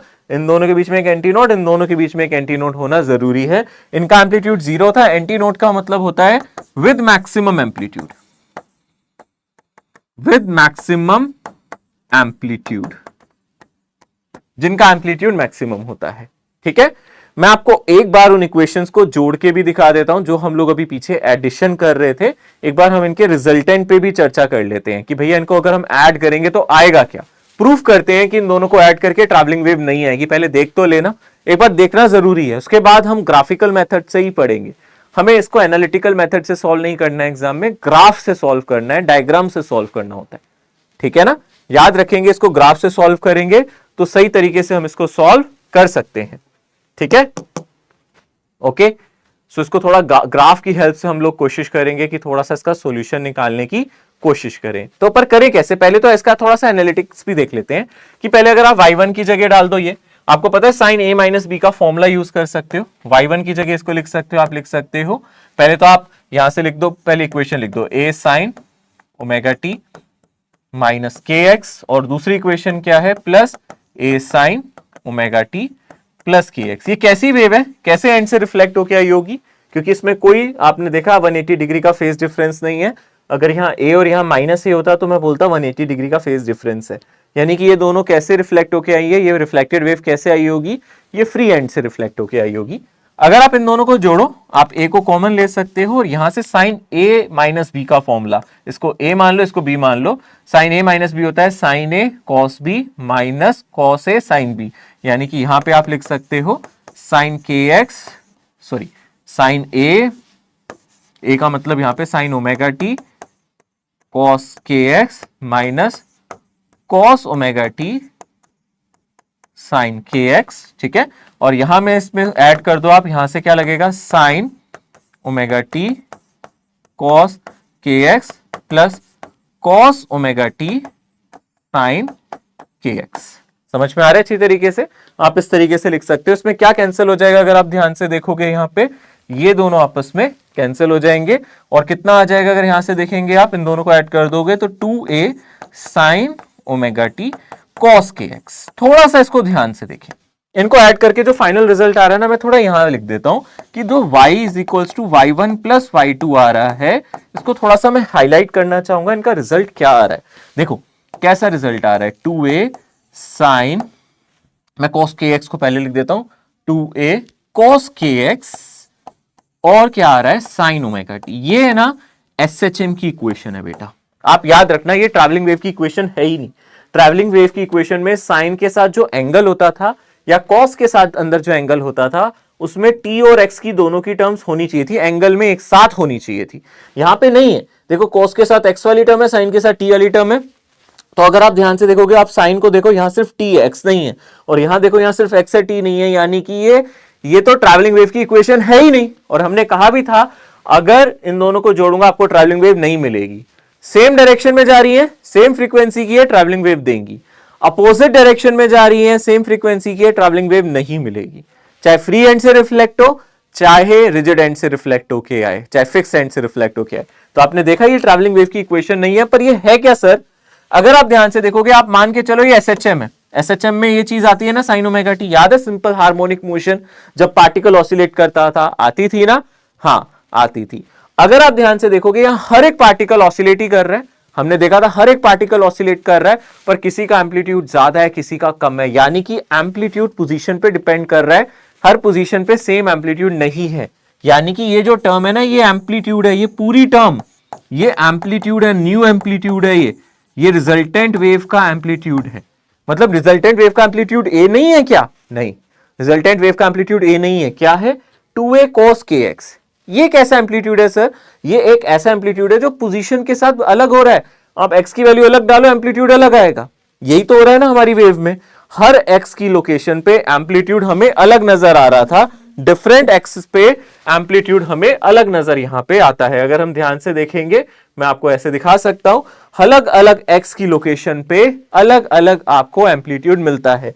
इस x की लोकेशन पे एम्पलीट्यूड 0, यहां भी एम्पलीट्यूड 0, यहां भी 0। इस x पे एम्पलीट्यूड अलग, इस x की लोकेशन पे एम्पलीट्यूड अलग, यानी अलग अलग x की लोकेशन पे अलग अलग एम्पलीट्यूड हम यहां पे एक्सपेक्ट करते हैं। वही यहां से आ रहा है, एम्पलीट्यूड एक्चुअली x पे डिपेंड कर। This is analytical solution. तो एक बार इक्वेशन जरूर आपको बताई जाती है ताकि आपको ये फील आए और आपको ये एहसास हो। देखो ग्राफ से तो मैंने आपको समझा दिया, पर आपको एहसास भी तो होना चाहिए ना कि हाँ यहां पे एम्पलीट्यूड कुछ अलग है। यहां हर पार्टिकल सेम एम्पलीट्यूड नहीं ले रहा, यहां पार्टिकल अलग अलग एम्पलीट्यूड ले रहे हैं। यहां पार्टिकल अलग अलग एम्पलीट्यूड ले रहे हैं। किसी का एम्पलीट्यूड है ही नहीं सर, वो नोड कहलाते हैं। किसी का एम्पलीट्यूड बहुत ज्यादा है सर, वो हमारे एंटी नोड कहलाते हैं। आप सोच सकते हो मैक्सिमम एम्पलीट्यूड किसके पास होगा? ऑब्वियसली जब cos के x की वैल्यू 1 हो जाएगी, यानी कि 2a, तो मैक्सिमम एम्पलीट्यूड यहां 2a होगा। देख सकते हो ये रे वो एंटी नोड वाले पार्टिकल, ये 2a और -2a के बीच में ऑसिलेट कर रहे हैं। देख रहे हो, इसकी मैक्सिमम वैल्यू 2a जा रही है, मिनिमम वैल्यू -2a आ रही है। हाँ, फ्रीक्वेंसी इसकी स्टैंडिंग वेव जैसी, स्टैंडिंग वेव की फ्रीक्वेंसी है कैसी? ट्रैवलिंग वेव जैसी ही। क्या कहते हैं इस टर्म को? ऐसी वेव को हम क्या बोलते हैं? We call this as standing wave. हम इसको क्या नाम देते हैं? स्टैंडिंग और स्टेशनरी वेव। इसको हम स्टैंडिंग या फिर क्या बोलते हैं? स्टेशनरी वेव बोलते हैं। We call them as standing wave और स्टेशनरी वेव। ठीक है ना? कुछ इस तरीके से सॉल्यूशन आता है। हाँ, अगर आप यहां -a लेते तो भी कुछ ऐसा सही सॉल्यूशन आता, बस यहां साइन आ जाता, साइन के एक्स, यहां cos ओमेगा टी आ जाता। दोबारा लिखने की जरूरत नहीं है, आप समझ जाओ। अगर यहां पे a और -a होता तो भी कुछ ऐसा सही आता, क्योंकि हमें एनालिटिक सॉल्यूशन से नहीं सॉल्व करना है, हमें करना है ग्राफिकल मेथड से। ये सिर्फ समझाने के लिए है कि आपको फील आ जाए भाई, ऐसे ना लगे कि सर तो हवा में पढ़ा रहे हैं, सर ने सिर्फ ग्राफ से पढ़ाया, सर तो एनालिटिकल मेथड बताते नहीं। हाँ, एग्जाम में सॉल्व करना नहीं है एनालिटिकल से। मैं कोई भी क्वेश्चन एनालिटिकल मेथड से नहीं कराने वाला, मैं आपको ग्राफिकल से या लॉजिक से कराने वाला हूं। तो आपको भी तैयार रहना है, हम ग्राफ से और लॉजिक से करें, आंसर जल्दी आता है और सही आता है। एनालिटिकल में गलती कर दोगे, साइन कोस की वैल्यू गड़बड़ कर दोगे। मैं नहीं चाहता आप गलती करके आए एग्जाम में, तो ध्यान से समझे। ठीक है ना? क्या समझा, क्या सीखा हमने? दो वेव सेम डायरेक्शन में जा रही है, सेम फ्रीक्वेंसी, क्या देंगी? एक नई ट्रैवलिंग वेव, अलग एम्पलीट्यूड की। हाँ, अगर दो वेव अपोजिट डायरेक्शन में आ रही है, सेम फ्रीक्वेंसी, क्या देंगी आपको? क्या देंगी आपको? ट्रैवलिंग वेव नहीं देंगी। क्या देंगी आपको? स्टेशनरी वेव, यानी कि स्टैंडिंग वेव, अलग तरीके की वेव देंगी, जो सिर्फ ऐसे ऐसे ऐसे ऐसे होती रहती है। सर आगे पीछे तो जाती ही नहीं है, वो दिख रही है हमें आगे पीछे नहीं जा रही है ना, तो वो हमें देंगी स्टैंडिंग और स्टेशनरी वेव। और उसमें एम्पलीट्यूड हर एक पार्टिकल का अलग हो रहा है। दो नोड्स के बीच में जो पार्टिकल है, आप देख सकते हो, जो दो नोड्स के बीच में पार्टिकल है, ये दो नोड्स के बीच में पार्टिकल है, सब एक साथ ऊपर जा रहे हैं, सब एक साथ नीचे जा रहे हैं। तो दो नोड्स के बीच में जो पार्टिकल है उनका फेज सेम है। एक साथ ऊपर जाना, एक साथ नीचे आना, ये दर्शाता है कि वो सेम फेज में। नोड के लेफ्ट साइड में पार्टिकल ऊपर जा रहे हैं, नोड के राइट साइड में पार्टिकल नीचे जा रहे हैं, इनका फेज सेम नहीं है। देखो ये ऊपर जा रहे हैं, ये जब ऊपर जाता है ये नीचे जाता है, ये जब ऊपर जाता है इसके राइट वाला नीचे जाता है, यानी कि इधर उधर वाले पार्टिकल सेम फेज में नहीं है। दो नोड्स के बीच के पार्टिकल सेम फेज में होते हैं। बात समझ में आ रही है अच्छी तरीके से? ओके, तो यहां पे आगे बढ़ते हैं हम, थोड़ा सा इसको थोड़ा आगे बढ़ाते हैं अपनी गाड़ी को, कि हमें किस तरीके के सवालों के लिए तैयार रहना है, क्या चीजें पूछ सकता है। नोड की डेफिनेशन मैंने यहां बता दी, एंटी नोड की मैंने यहां डेफिनेशन बता दी, ठीक है ना। यहां पे देखो उसने अलग तरीके की दो वेव लिया, उनको रिजल्ट करने पे कुछ ऐसा सा रिजल्टेंट आपका आ रहा है, यहाँ पे साइन वाली टर्म आ रही है ना। तो यहां पे भी आप देख सकते हो हमारा एम्पलीट्यूड बन जाएगा ये, जो कि एक्स पे डिपेंड कर रहा है, ठीक है ना। और ये कैसी इक्वेशन है? ये एसएचएम जैसी इक्वेशन है। एम्पलीट्यूड अलग अलग है, मैक्सिमम एम्पलीट्यूड एंटी नोड का, मिनिमम एम्पलीट्यूड नोड्स का। नोड अपनी जगह से हिलते हुए नजर आते ही नहीं है, आपको ऐसे लगता है वो फिक्स्ड है अपनी जगह पे, वो अपनी जगह से हिलते ही नहीं है, ठीक है ना। String fixed at both and, यानी कि अगर किसी स्ट्रिंग को हम दोनों एंड से फिक्स कर दें तो कैसा नजर आएगा, आप देख सकते हो। जैसे कि आप देखो यहां पे हमने एक स्ट्रिंग बांधा है ना, दोनों पॉइंट्स आप देख सकते हो ये फिक्स्ड है। क्या ये पॉइंट कभी ऊपर नीचे जा सकता है? नहीं। क्या ये पॉइंट कभी ऊपर नीचे जा सकता है? नहीं, फिक्स्ड है।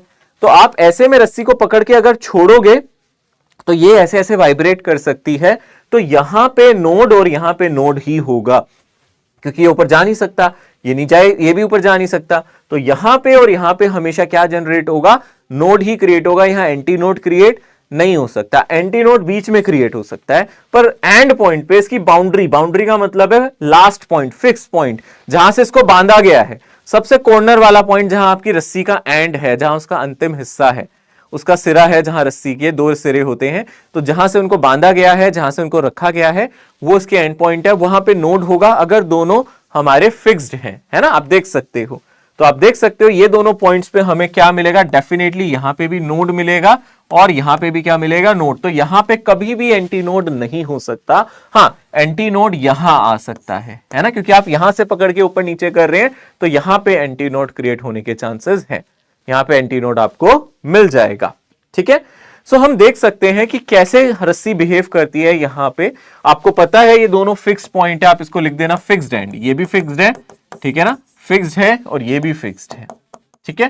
तो डेफिनेटली यहां नोड और यहां पे नोड, और आपने कहा कि सर यहां एंटी नोड हो सकता है, यहां पे क्या हो सकता है? Anti node. तो सबसे सिंपलेस्ट केस करते हैं, सबसे सिंपलेस्ट केस करते हैं, यानी कि इसको बोलते हैं फंडामेंटल केस, ठीक है ना।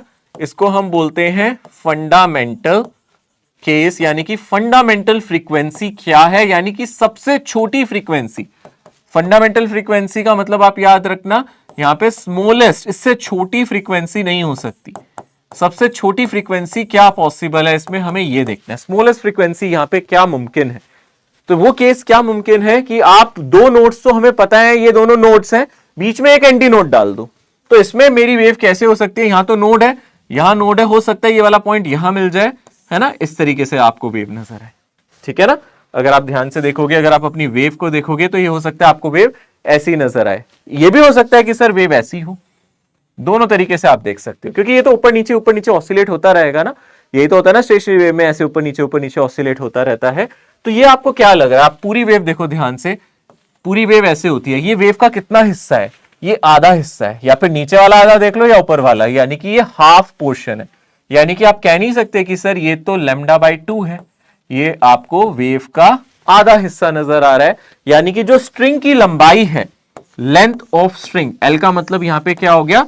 स्ट्रिंग की जो लंबाई है वो किसके बराबर हो गई? यहां पे लेंथ ऑफ स्ट्रिंग, स्ट्रिंग की जो यहां पे लंबाई है वो बराबर हो गई हाफ ऑफ वेवलेंथ, है ना। ये किसके बराबर हो गई?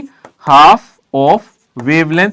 ये वेवलेंथ की आधी हो गई, स्ट्रिंग की लंबाई इस आधा of wavelength. This is half of wavelength. बात समझ में आ रही है अच्छी तरीके से? ये फंडामेंटल फ्रीक्वेंसी है, यहां वेवलेंथ काफी बड़ी है, ये बड़ी वेवलेंथ है मैक्सिमम, ये लॉन्गेस्ट वेवलेंथ कहलाती है। This is the longest wavelength इसमें जो पॉसिबल है, लॉन्गेस्ट वेवलेंथ, सबसे बड़ी वाली वेवलेंथ। और आप इसको क्या कहते हो? स्मॉल फ्रीक्वेंसी, स्मॉलेस्ट फ्रीक्वेंसी लिखना चाहिए, स्मॉलेस्ट फ्रीक्वेंसी जो पॉसिबल है इस केस में वो ये है। तो यानी कि इस टाइम वेवलेंथ काफी बड़ी है और फ्रीक्वेंसी सबसे छोटी है, इसी को फंडामेंटल फ्रीक्वेंसी भी कहते हैं। और अगर आप ध्यान से देखोगे फंडामेंटल के साथ साथ इसको आप फर्स्ट हार्मोनिक वर्ड के लिए भी इस्तेमाल कर सकते हो। आप इसको चाहो तो फर्स्ट हार्मोनिक कह सकते हो, फर्स्ट हार्मोनिक फ्रीक्वेंसी या फिर फंडामेंटल फ्रीक्वेंसी। इस मोड को बोलते हैं या तो फंडामेंटल मोड ऑफ वाइब्रेशन या फर्स्ट हार्मोनिक। अब इस केस में अगर आप ध्यान से देखोगे आपको ऑलरेडी एक चीज तो समझ में आ गई, आपको समझ में आ गया कि सर यहां पे lambda by 2 half of wavelength L के बराबर है। जो रस्सी की लंबाई है वो वेवलेंथ की आधी नजर आ रही है, आपको ऐसा लग रहा है आधी वेव दिख रही है हमें, सिर्फ ऐसा ही लग रहा है ना? तो यानी कि यहां से आपका लैम्डा कितना आ जाएगा? 2L आ जाएगा। और आप जानते हैं फ्रीक्वेंसी इंटू वेवलेंथ किसके बराबर होता है? फ्रीक्वेंसी इंटू वेवलेंथ किसके बराबर होता है? ये बराबर होता है स्पीड के। फ्रीक्वेंसी इंटू वेवलेंथ स्पीड के बराबर होता है ना? तो यहां पे आपको पता है मैं क्या लिख सकता हूं? फ्रीक्वेंसी को लिख सकता हूं स्पीड डिवाइडेड बाय लैम्डा, यानी कि speed on string divided by lambda. Lambda की जगह क्या लिख सकता हूं मैं यहां पे? 2L। तो ये मेरी फंडामेंटल फ्रीक्वेंसी आ गई। आप चाहो तो यहां पे इसको पूरा लिख सकते हो, आप इसको 1/2L, और स्पीड के जगह आप लिख सकते हो क्या? Tension divided by mu. इस तरीके से लिख सकते हो। This is the smallest possible frequency, this is fundamental frequency. आप इसको फंडामेंटल फ्रीक्वेंसी या फर्स्ट हार्मोनिक फ्रीक्वेंसी कह सकते हो। इससे सिंपलेस्ट मोड ऑफ वाइब्रेशन नहीं हो सकता, इससे छोटी फ्रीक्वेंसी के साथ ये वाइब्रेट नहीं कर सकता, आप इसको याद रखें। आगे बढ़ते हैं। ये हमने सबसे पहले फंडामेंटल, मैंने यहां पूरा डायग्राम दिखा दिया दोबारा से ताकि आप लोगों को देखने में कोई प्रॉब्लम ना हो। इसी फ्रीक्वेंसी को F1 कह रहे हैं हम, यानी कि इसी फ्रीक्वेंसी का नाम दे रहे हैं F1, जिसको आपने अभी निकाला था। ये रिकैप है क्योंकि मैं चाहता हूं ये आप जल्दी से नोट डाउन कर लें, आपको कोई प्रॉब्लम ना हो, तो मैंने इसको दोबारा यहां लिखा हुआ है। इसको 1/2L T/μ रखते हैं। इससे छोटी फ्रीक्वेंसी नहीं हो सकती, स्मॉलेस्ट है, फंडामेंटल फ्रीक्वेंसी है, सबसे सिंपलेस्ट मोड है। नेक्स्ट मोड ऑफ वाइब्रेशन क्या हो सकता है? इससे अगला मोड ऑफ वाइब्रेशन क्या हो सकता है? नेक्स्ट मोड क्या हो सकता है वाइब्रेशन का? नेक्स्ट मोड, इससे बड़ी फ्रीक्वेंसी आपको क्या मिल सकती है? आप ऐसे ले सकते हो, दोनों एंड पॉइंट आपके फिक्स हैं और आपको पता है आपकी रस्सी ऐसे है, तो आपको एक चीज तो गारंटीड है कि सर यहां तो नोड ही होगा, अभी भी यहां नोड ही होगा। दोनों एंड पॉइंट फिक्स है, यहां पे नोड और यहां पे अभी भी नोड ही होगा। पहले आपने कितने एंटी नोड डाले थे? आपने एक एंटी नोड डाला था। अब आप 2 एंटी नोड डालो, पर ऐसे नहीं डाल सकते 2 एंटी नोड। 2 नोड के बीच में एक एंटी नोड और 2 एंटी नोड के बीच में एक नोड, वो चीज याद रखना। 2 नोड के बीच में हमेशा एक एंटी नोड आएगा, याद रखना। Between 2 nodes, between 2 nodes there must be, ये याद रखना, there must be an antinode, and between 2 antinode, between 2 anti nodes there must be a node, there must be a node। तो 2 anti node के बीच में node और 2 node के बीच में एक एंटी नोड होना चाहिए। तो आपने देखा यहां 2 नोड है, इसके बीच में पहले आपने एक एंटी नोड डाला था मिडिल में, अब आप कह रहे हो सर मैं 2 एंटी नोड डालना चाहता हूं, मैं थोड़ी हाई फ्रीक्वेंसी देखना चाहता हूं, तो मैंने कहा ठीक है एक एंटी नोड डाल दो और एक यहां एंटी नोड डाल दो। तो अब आपको बीच में एक नोड भी डालना पड़ेगा, तभी चलेगा ना सब काम, है ना? ऐसी तो पॉसिबल है ना? अब देखो 2 नोड के बीच में एक एंटी नोड है, 2 नोड के बीच में ये वाला एंटी नोड है, 2 एंटी नोड के बीच में एक नोड है। ये तो कॉर्नर पे, इसमें मत कहना कि सर इधर एंटी नोड नहीं है, इसकी जरूरत नहीं है, ये तो कॉर्नर पे पॉइंट है। हाँ, 2 नोड के बीच में एंटी नोड, 2 नोड के बीच में एंटी नोड, 2 एंटी नोड के बीच में नोड आ रहा है। तो अब ये कैसी बन सकती है? यहाँ पे आप कैसी वेव दिखा सकते हो? यहाँ पे उसका एम्पलीट्यूड क्या होना चाहिए? मैं ब्लू कलर से वेव दिखा रहा हूं।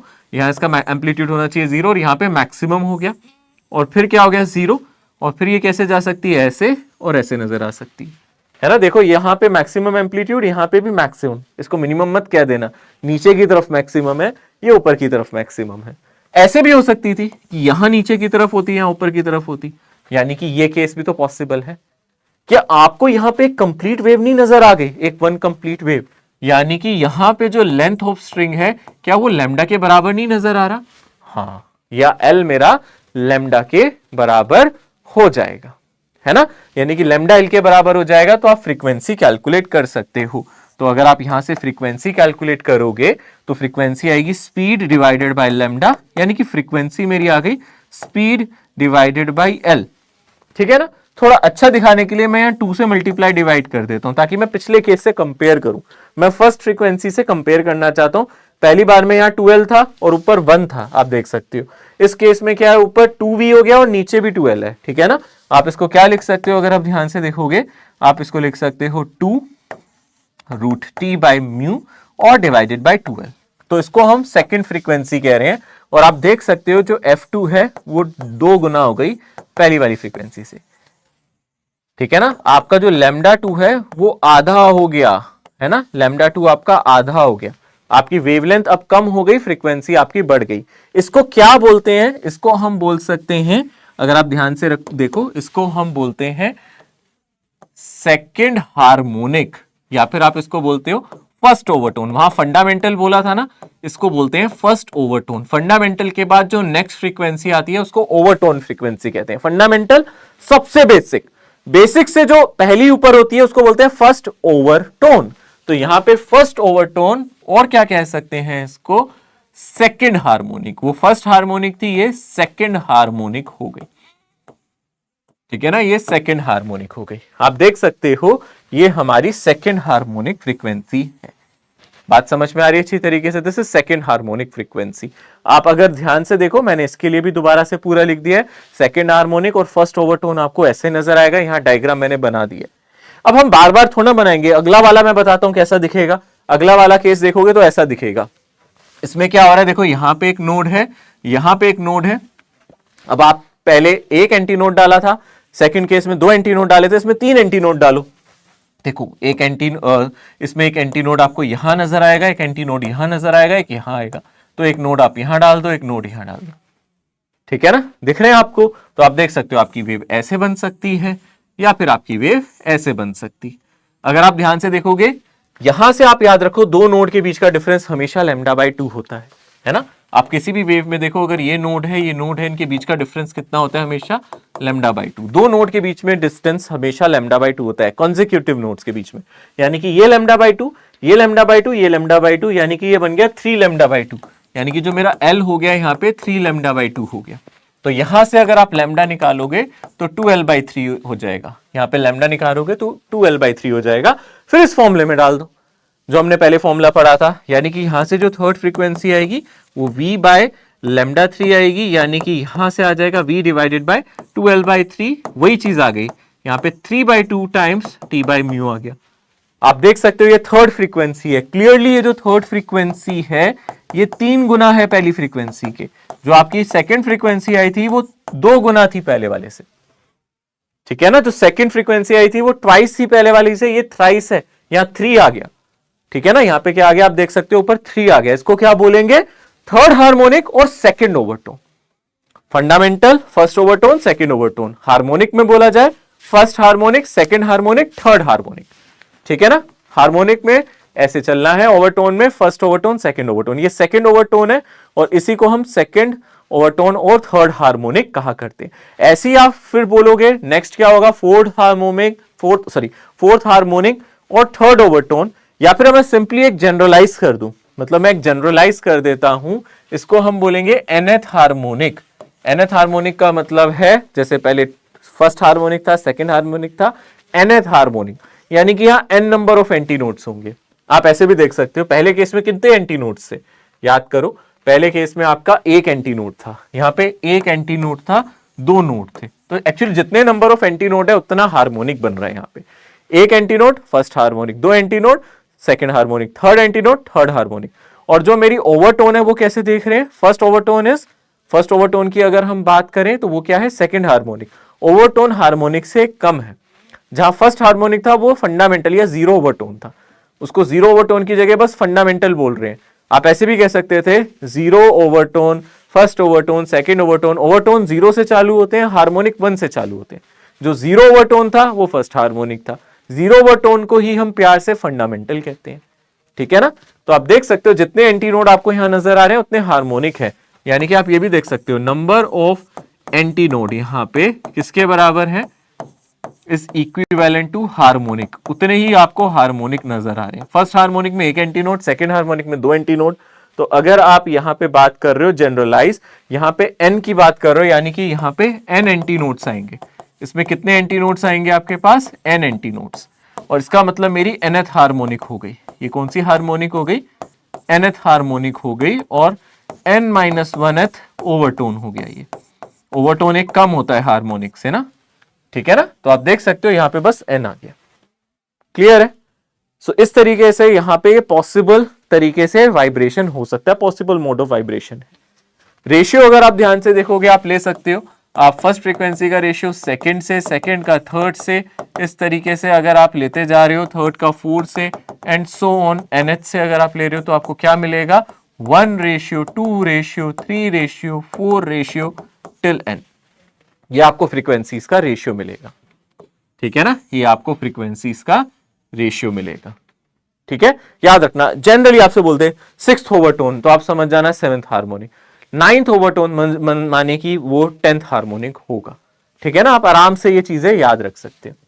तो यहां पे आपकी फ्रीक्वेंसी बढ़ती जा रही है, वेवलेंथ घटती जा रही है। जैसे जैसे आपका ओवरटोन बढ़ रहा है, आपका हार्मोनिक बढ़ रहा है, आपकी फ्रीक्वेंसी तो बढ़ रही है, बट आपकी वेवलेंथ घट रही है। पहले वेवलेंथ सबसे ज्यादा थी और बाद में आपकी वेवलेंथ सबसे कम हो गई है।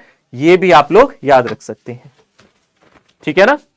अब अगर हम बात करें रोप के दोनों एंड को फ्री कर दें तो क्या फर्क आएगा? सब कुछ वैसे ही रहेगा। आप देखना फ्रीक्वेंसी में कोई फर्क नहीं आएगा। फर्क आएगा एंटी नोड और नोड की पोजीशंस में। अगर मैंने दोनों एंड फ्री कर दिए तो सोचो क्या होगा। मैंने दोनों एंड फ्री कर दिए तो आप क्लियरली कह सकते हो ये और ये पॉइंट अगर आप ध्यान से देखोगे, अगर मैंने फ्री कर दिए तो एक बार मैं आपको एनिमेशन दिखाता हूं। फ्री करने से क्या होता है, अगर मैं स्ट्रिंग के फ्री एंड की बात करता हूं, याद रखो जब फ्री एंड होता था तो यहां पे क्या जनरेट होता था, ध्यान से देखना। यहां पे क्या जनरेट होता था, ये ऊपर तक जाता था, यानी कि यहां पे क्या जनरेट हो सकता है? Anti node.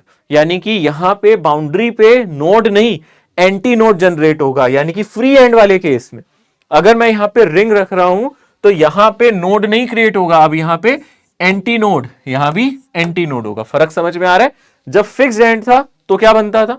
फिक्स एंड वाले केस में यहां पे क्या क्रिएट होता था, अगर आप लोगों को याद हो, यहां पे क्रिएट होता था वहां पे नोड, अब यहां पे एंटी नोड। यानी कि मैं यहां मान सकता हूं एंटी नोड है, यहां से शुरू होगा तो यहां पे बीच में एक नोड होगा, है ना। तो आप ऐसे देख सकते हो हमारी वेव ऐसे हो सकती है, ऐसे, या फिर मेरी वेव ऐसे हो सकती है। तो आप कंप्लीट वेव देख लो, ये कंप्लीट वेव का कौन सा हिस्सा है आप समझ सकते हो। ये वाला हिस्सा है जो यहां से शुरू होके यहां तक आ रहा है। आप देखो ध्यान से, एक एंटी नोड और नोड में डिफरेंस कितना होगा? 2 नोड्स में λ/2 होता है। आप याद रखो डिस्टेंस बिटवीन 2 कंसेक्यूटिव नोड्स λ/2 होता है। डिस्टेंस बिटवीन 2 कंसेक्यूटिव, कंसेक्यूटिव के मतलब एक के बाद जो दूसरा आता है।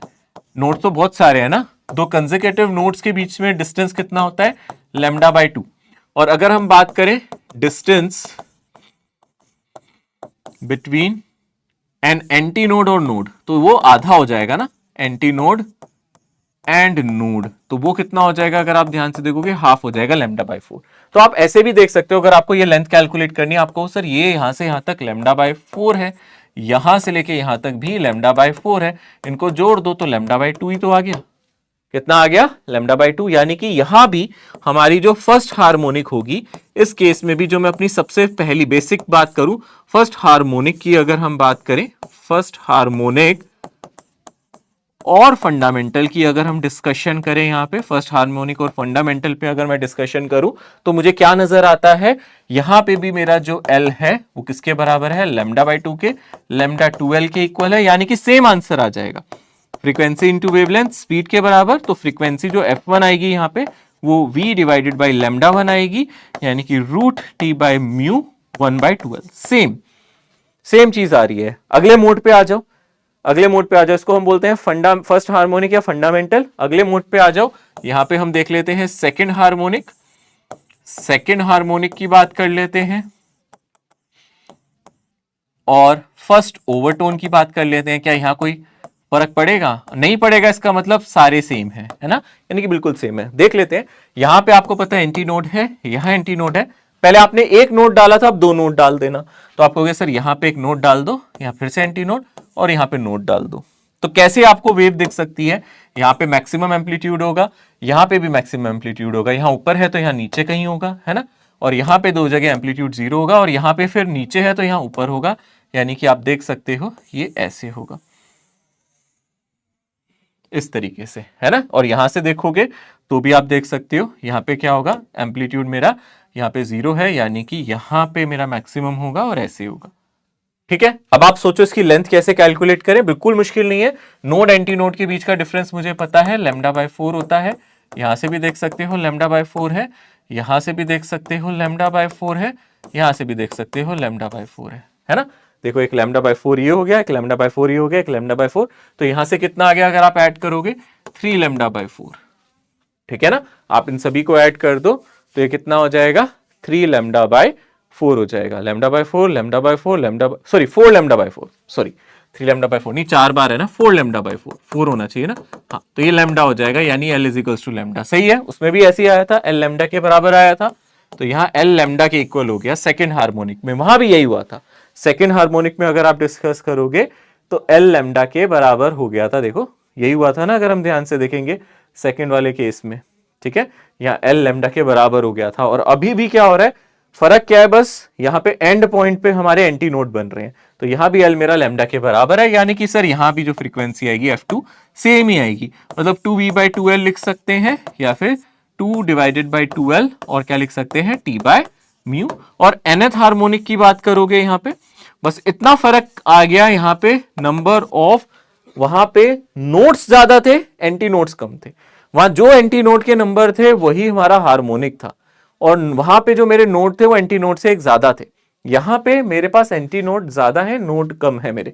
यहां पे nth हार्मोनिक हमें बता रहा है नंबर ऑफ नोट्स, यहां ये क्या बता रहा है, नंबर ऑफ नोट्स बता रहा है।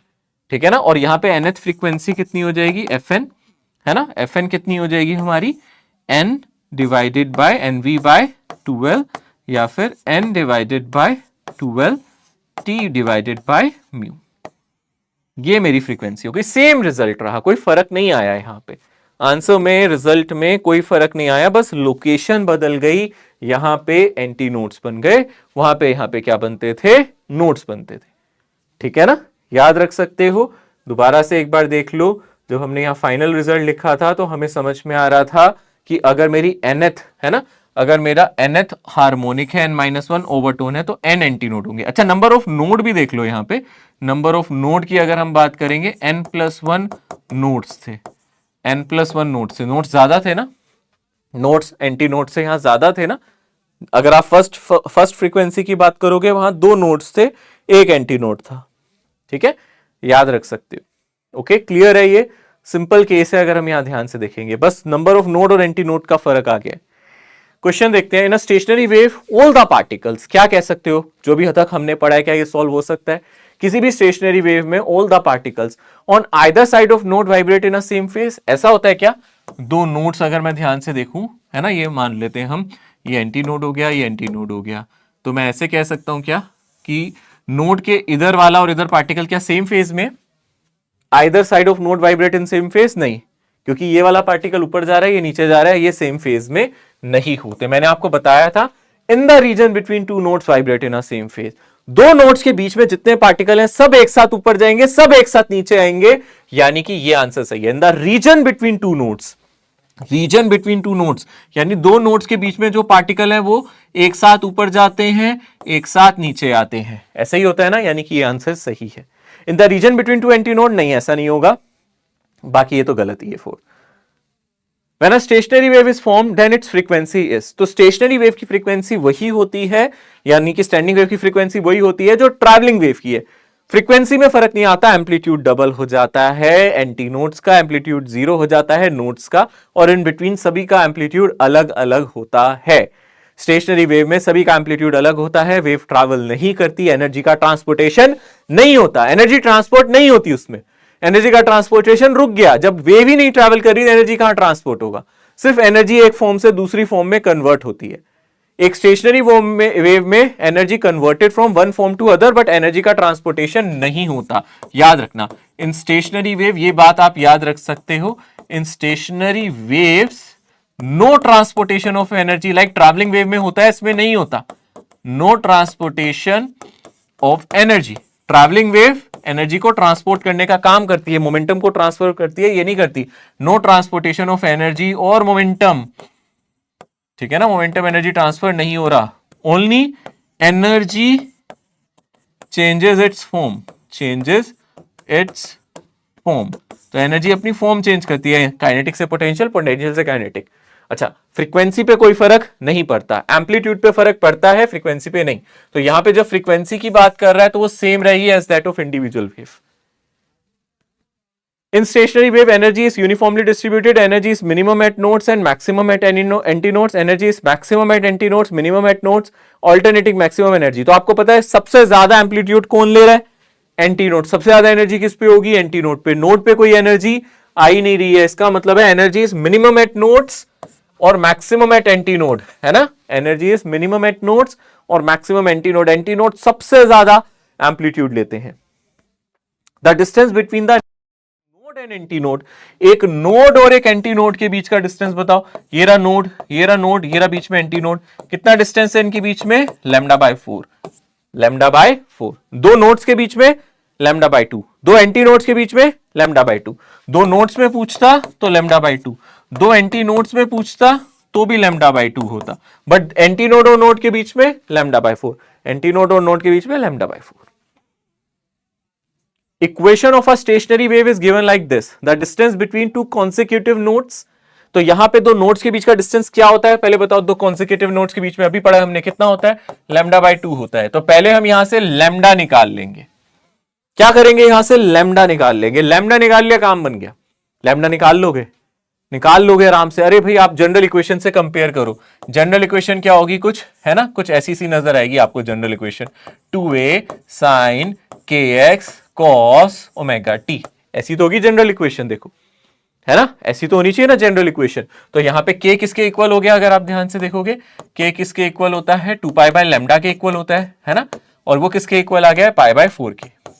सही है ना, k किसके इक्वल होता है? 2 पाई बाय लैम्डा के। और यहां कंपेयर करो ना, ये पाई बाय 4 k के बराबर हुआ है ना। आप देखो कंपेयर करो, k पाई बाय 4 के बराबर है, पाई ने पाई को मार दिया, लैम्डा 8 आ गया। तो लैम्डा हो गया 8, हमें चाहिए लैम्डा बाय 2।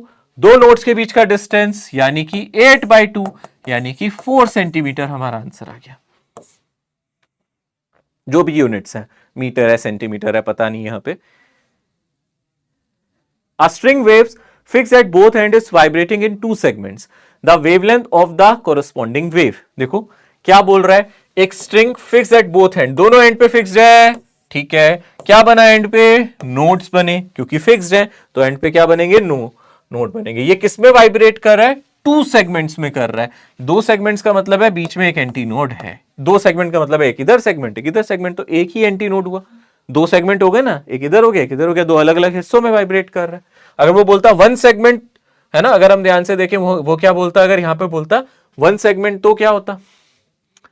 या 1 सेगमेंट है या 2 सेगमेंट है? 2 सेगमेंट्स है, तो यहां पे एक्चुअली एक नहीं 2 एंटी नोड डालने, ठीक है ना, एक नहीं 2। 1 सेगमेंट होता अगर आप एक एंटी नोड डालते, यहां पे 2 डालने पड़ेंगे, 2 डालने पड़ेंगे। ऐसा क्यों करना पड़ेगा? क्योंकि वो कह रहा है 2 सेगमेंट बनाने हैं। देखो 2 नोड से एक सेगमेंट बनेगा, इन 2 नोड से एक सेगमेंट बनेगा। आप ऐसे समझ लेना, 1 सेगमेंट का मतलब 2 नोड से बनना है, तो एक सेगमेंट का मतलब क्या है? यहां पे 2 नोड्स मिलके एक सेगमेंट बनाएंगे, आप ऐसे समझ लेना। या 2 एंटी नोड मिलके एक सेगमेंट बनाते हैं, 2 नोड मिलके। तो यहां पे 2 नोड हैं तो एक सेगमेंट बन गया। सेगमेंट का मतलब क्या है? यहां और यहां पे आप कह सकते हो ऐसे बन गया, this is segment 1 and this is segment 2। तो ये हो गया, यानी कि यहां पे L मेरा वेवलेंथ के बराबर है। अगर मैं एक एंटी नोड डालता तो एक सेगमेंट देता, 2 नहीं, ठीक है ना। तो याद रखना यहां L लैम्डा के बराबर होगा, तो लैम्डा L के बराबर हो गया। ये आंसर सही है, ठीक है। If vibration frequency of a string are to be increased by a factor of 2, then the tension in the string। तो अगर वहां पे क्या कह रहा है, ये तो क्वेश्चन पहले से पूछा गया है पहले वाले कंसेप्ट पे। यहां पे अगर हमें क्या करना है, फ्रीक्वेंसी को बढ़ाना है, वाइब्रेशन को बढ़ाना है, यानी कि फ्रीक्वेंसी। इफ वाइब्रेशन और frequency of a string is to be increase by a factor of 2, तो पहले v का हम फॉर्मूला लिख लेते हैं। v होता है t डिवाइडेड बाय म्यू होता है। अब वो बोल रहा है v डैश होना चाहिए 2 म्यू। ये कब हो सकता है? टेंशन को कितना करना पड़ेगा? टेंशन को क्या करना पड़ेगा? अगर हम ध्यान से देखेंगे, हम इसको लिख लेते हैं 2 टाइम्स v, और इसको लिख लेते हैं हम यहाँ पे सॉरी, इसको हम लिख देते हैं T dash divided by mu. Compare कर लेते हैं, यहाँ पे इसकी जगह डाल देते हैं रूट टी बाय म्यू, और ये हो गया T dash divided by mu. Compare करो, यहाँ से टी डैश कितना आ जाएगा, स्क्वायर करके सॉल्व करोगे 40।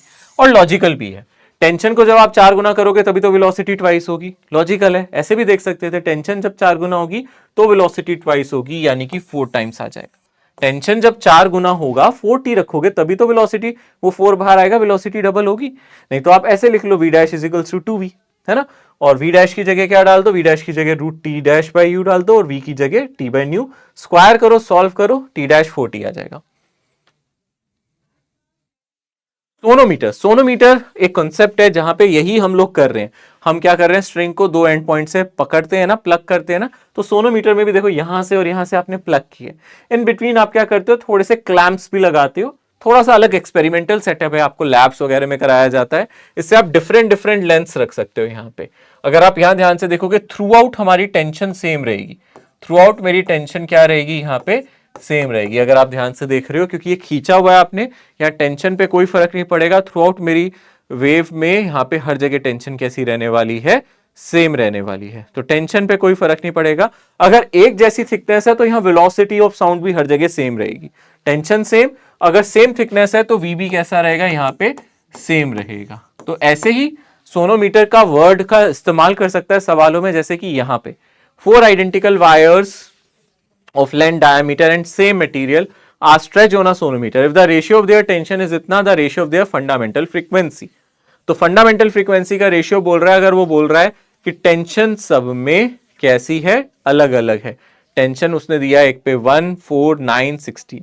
तो फंडामेंटल फ्रीक्वेंसी का यहाँ पे आपको रेशियो निकालना है। और फंडामेंटल फ्रीक्वेंसी आप जानते हो, फंडामेंटल फ्रीक्वेंसी हमें पता है 1/12 और रूट टी बाय म्यू होता है।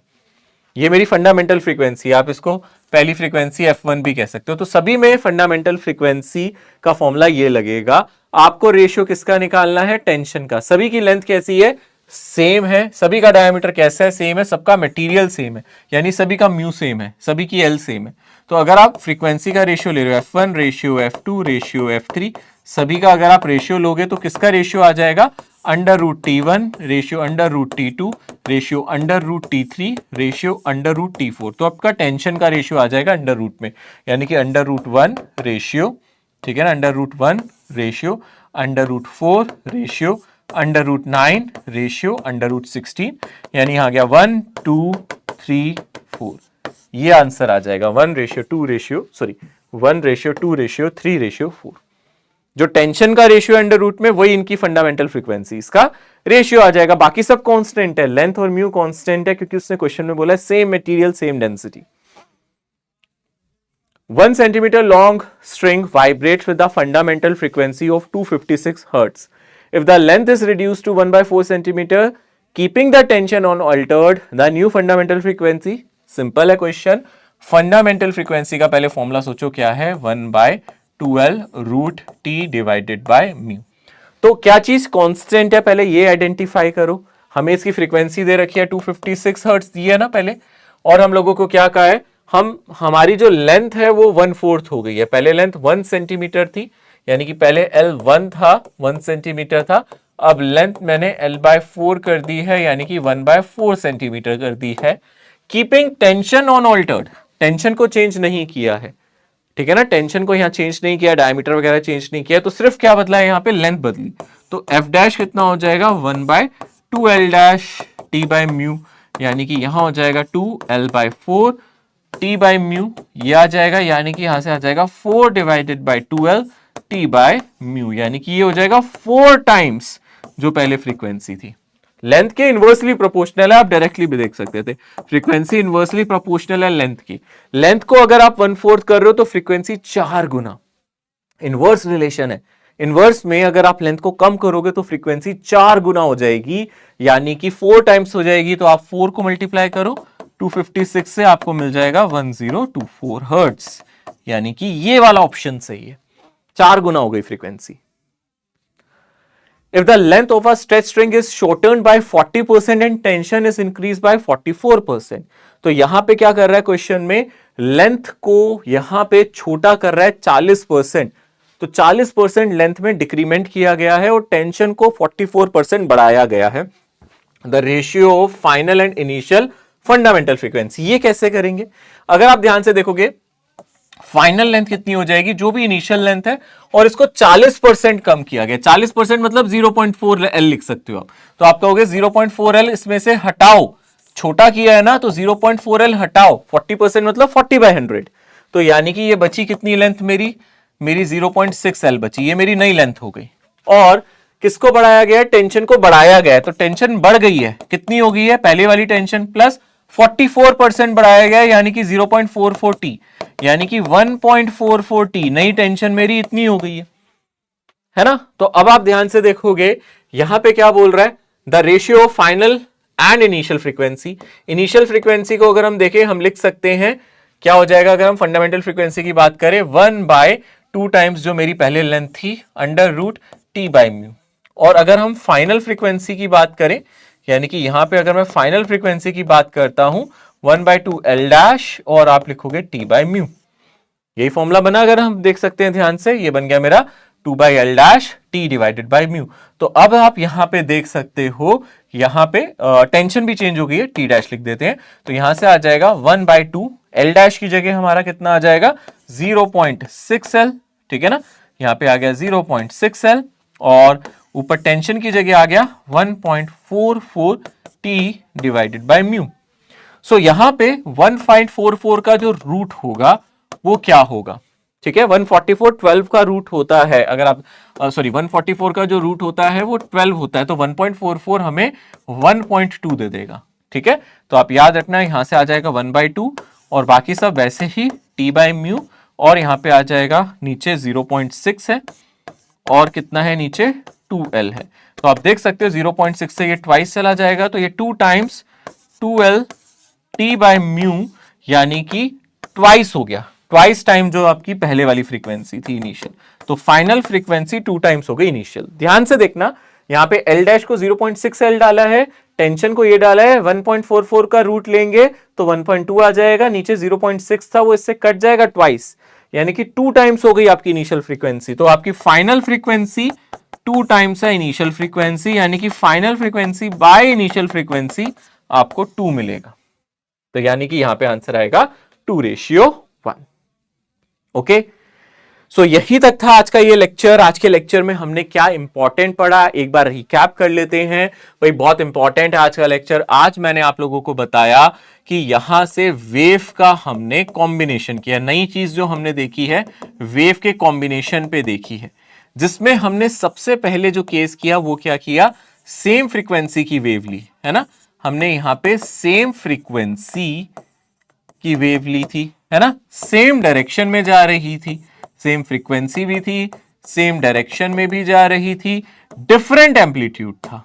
एम्पलीट्यूड कैसे था, डिफरेंट एम्पलीट्यूड था, तो सिर्फ एम्पलीट्यूड अलग था, है ना। यहां पे अगर हम बात करें एम्पलीट्यूड अलग था, तो उसमें मेरा जो रिजल्टेंट एम्पलीट्यूड आया था वो क्या आया था, A1² + A2² + 2A1 A2 और कॉस ऑफ फेज डिफरेंस, ये हमने पढ़ा। और यहां पे अगर हम ध्यान से देखेंगे, यहां कॉम्बिनेशन से हमें क्या मिल रही थी, रिजल्टेंट जो मिल रही थी वो ट्रैवलिंग वेव थी। तो यहां से जो रिजल्ट था, जो हमें रिजल्टेंट वेव थी, रिजल्टेंट वेव इज ट्रैवलिंग, तो हमें रिजल्टेंट वेव ट्रैवलिंग वेव मिल रही थी। तो ट्रैवलिंग वेव को ऐड करके ट्रैवलिंग वेव ही मिल रहा था और कुछ नहीं था। बट जब हम लोगों ने क्या किया, सेम फ्रीक्वेंसी ली, हमने अब क्या किया, सेम फ्रीक्वेंसी ली, सेम एम्पलीट्यूड लिया, एम्पलीट्यूड भी सेम लिया है हमने यहां पे, सेम एम्पलीट्यूड और सेम फ्रीक्वेंसी को कंसीडर किया, बट अपोजिट डायरेक्शन। बट हमने डायरेक्शन कैसी ली, अपोजिट डायरेक्शन को कंसीडर करते हुए इनका कॉम्बिनेशन किया, तो हमें रिजल्टेंट ट्रैवलिंग वेव नहीं मिली। तो हमें जो रिजल्टेंट मिली वो स्टेशनरी वेव मिली। रिजल्टेंट वेव जो हमें मिली वो कैसी थी, स्टेशनरी थी, ठीक है ना, वो हमारी स्टेशनरी वेव मिली, ठीक है। फिर हम लोगों ने क्या किया, बोथ हैंड फिक्स्ड करके लिया। हमने देखा अगर बोथ हैंड फिक्स्ड आ रहे हैं हमारे, ठीक है ना, बोथ हैंड हमारे क्या है, both fixed hand, both fixed ends, दोनों एंड्स को हमने क्या किया था, यहाँ पे फिक्स किया था। तो यहां पे हमें nth हार्मोनिक मिला था, यहां पे इसकी फ्रीक्वेंसी थी n divided by 12 root t by mu, है ना। ये मेरा nth हार्मोनिक और n-1 ओवरटोन था, ठीक है। और अगर हम ध्यान से देखेंगे इसी में, अगर मैं आपको ध्यान से बताऊं, अगर बोथ एंड हमने फ्री ले लिए, ऐसे रिंग लगा दी, हमने बोथ फ्री एंड ले लिए, बोथ एंड्स फ्री अगर हमने कंसीडर कर लिए, तो भी सेम आ रहा है, सेम रिजल्ट हमें मिल रहा था। बस फर्क क्या था, अगर हम ध्यान से देखेंगे, यहां पे नोड और नोड था और बीच में हमारे एंटी नोड थे, anti node node anti node node, depend करते हैं कितने हार्मोनिक है। पर यहां पे मेरे एंटी नोड थे दोनों साइड, यहां पे मेरे साइड में एंटी नोड थे, बीच में node anti node node anti node ये थे, ठीक है। ये आज हम लोगों ने डिस्कस किया, ओवरऑल हमने इसको रिलेट किया है, मैंने कुछ एनिमेशंस दिखाई ताकि आप लोगों को फील आए, आपको रियलिटी में समझ में आए। इससे पहले आपने जरूर ये पढ़ा होगा, पर मैं जानता हूं कई बार समझ नहीं आती हैं चीजें, सो उसको फील कराने के लिए, समझाने के लिए मैंने आपको रिफ्लेक्शन के बारे में भी बताया, कब रिफ्लेक्शनों के फेज डिफरेंस आता है, कब रिफ्लेक्शनों के नहीं आता। फेज और पाथ में डिफरेंस, एक कंप्लीट वेव लैम्डा होती है, लैम्डा का पाथ डिफरेंस, दो वेव में अगर लैम्डा का डिफरेंस है, एक वेव और दूसरी वेव में लैम्डा का डिफरेंस है, तो वो है उसका पाथ डिफरेंस। अगर फेज की बात करें एंगल में, आप उसको 2 पाई कहते हैं। तो लैम्डा का पाथ डिफरेंस 2 पाई का फेज डिफरेंस होता है। उनके बीच का रिलेशन भी देखा था, path difference bye lambda is phase difference bye 2 पाई। वहां से आप एक दूसरे को रिलेट कर सकते हैं, ठीक है ना। ये भी हम लोगों ने डिस्कस किया था। आप लोगों के लिए होमवर्क में क्या है, आप लोगों को DPP2 मिल चुकी होगी, आप ट्राई करो उसको सॉल्व करना है DPP2 को अच्छे से। और आप लोगों के पास जो मॉड्यूल है आप ट्राई कर सकते हो उसकी एक्सरसाइज नंबर 1। आज का लेक्चर यहीं समाप्त। आज के लेक्चर में बस इतना ही। अच्छे से पढ़ना भाई, अच्छे से रिवाइज करना, क्योंकि जो अगला लेक्चर है इसी के आगे का कंटिन्यूशन है। अगले लेक्चर में मैं आप लोगों को सेम कॉन्सेप्ट पढ़ाऊंगा, इसी तरीके से जैसे आज स्ट्रिंग में पढ़ा है, हम साउंड में पढ़ने वाले हैं। और साउंड का रिजल्ट बिल्कुल यहीं से आ जाएगा, मतलब यही होगा। और हम लोग क्या पढ़ेंगे, हम लोग इसके बाद बीट्स पे भी डिस्कशन करेंगे, तो बहुत इंपॉर्टेंट है, इसको अच्छे से करना। डॉपलर्स इफेक्ट अब हमारे सिलेबस का पार्ट नहीं है, तो हम उसको कवर नहीं करेंगे, सिर्फ यही करेंगे। तो अब ये सेशन समाप्त होता है, अगले सेशन में मिलते हैं, तब तक ले टेक केयर, बाय बाय, अलविदा सून, बाय बाय, मिलते हैं दोबारा से।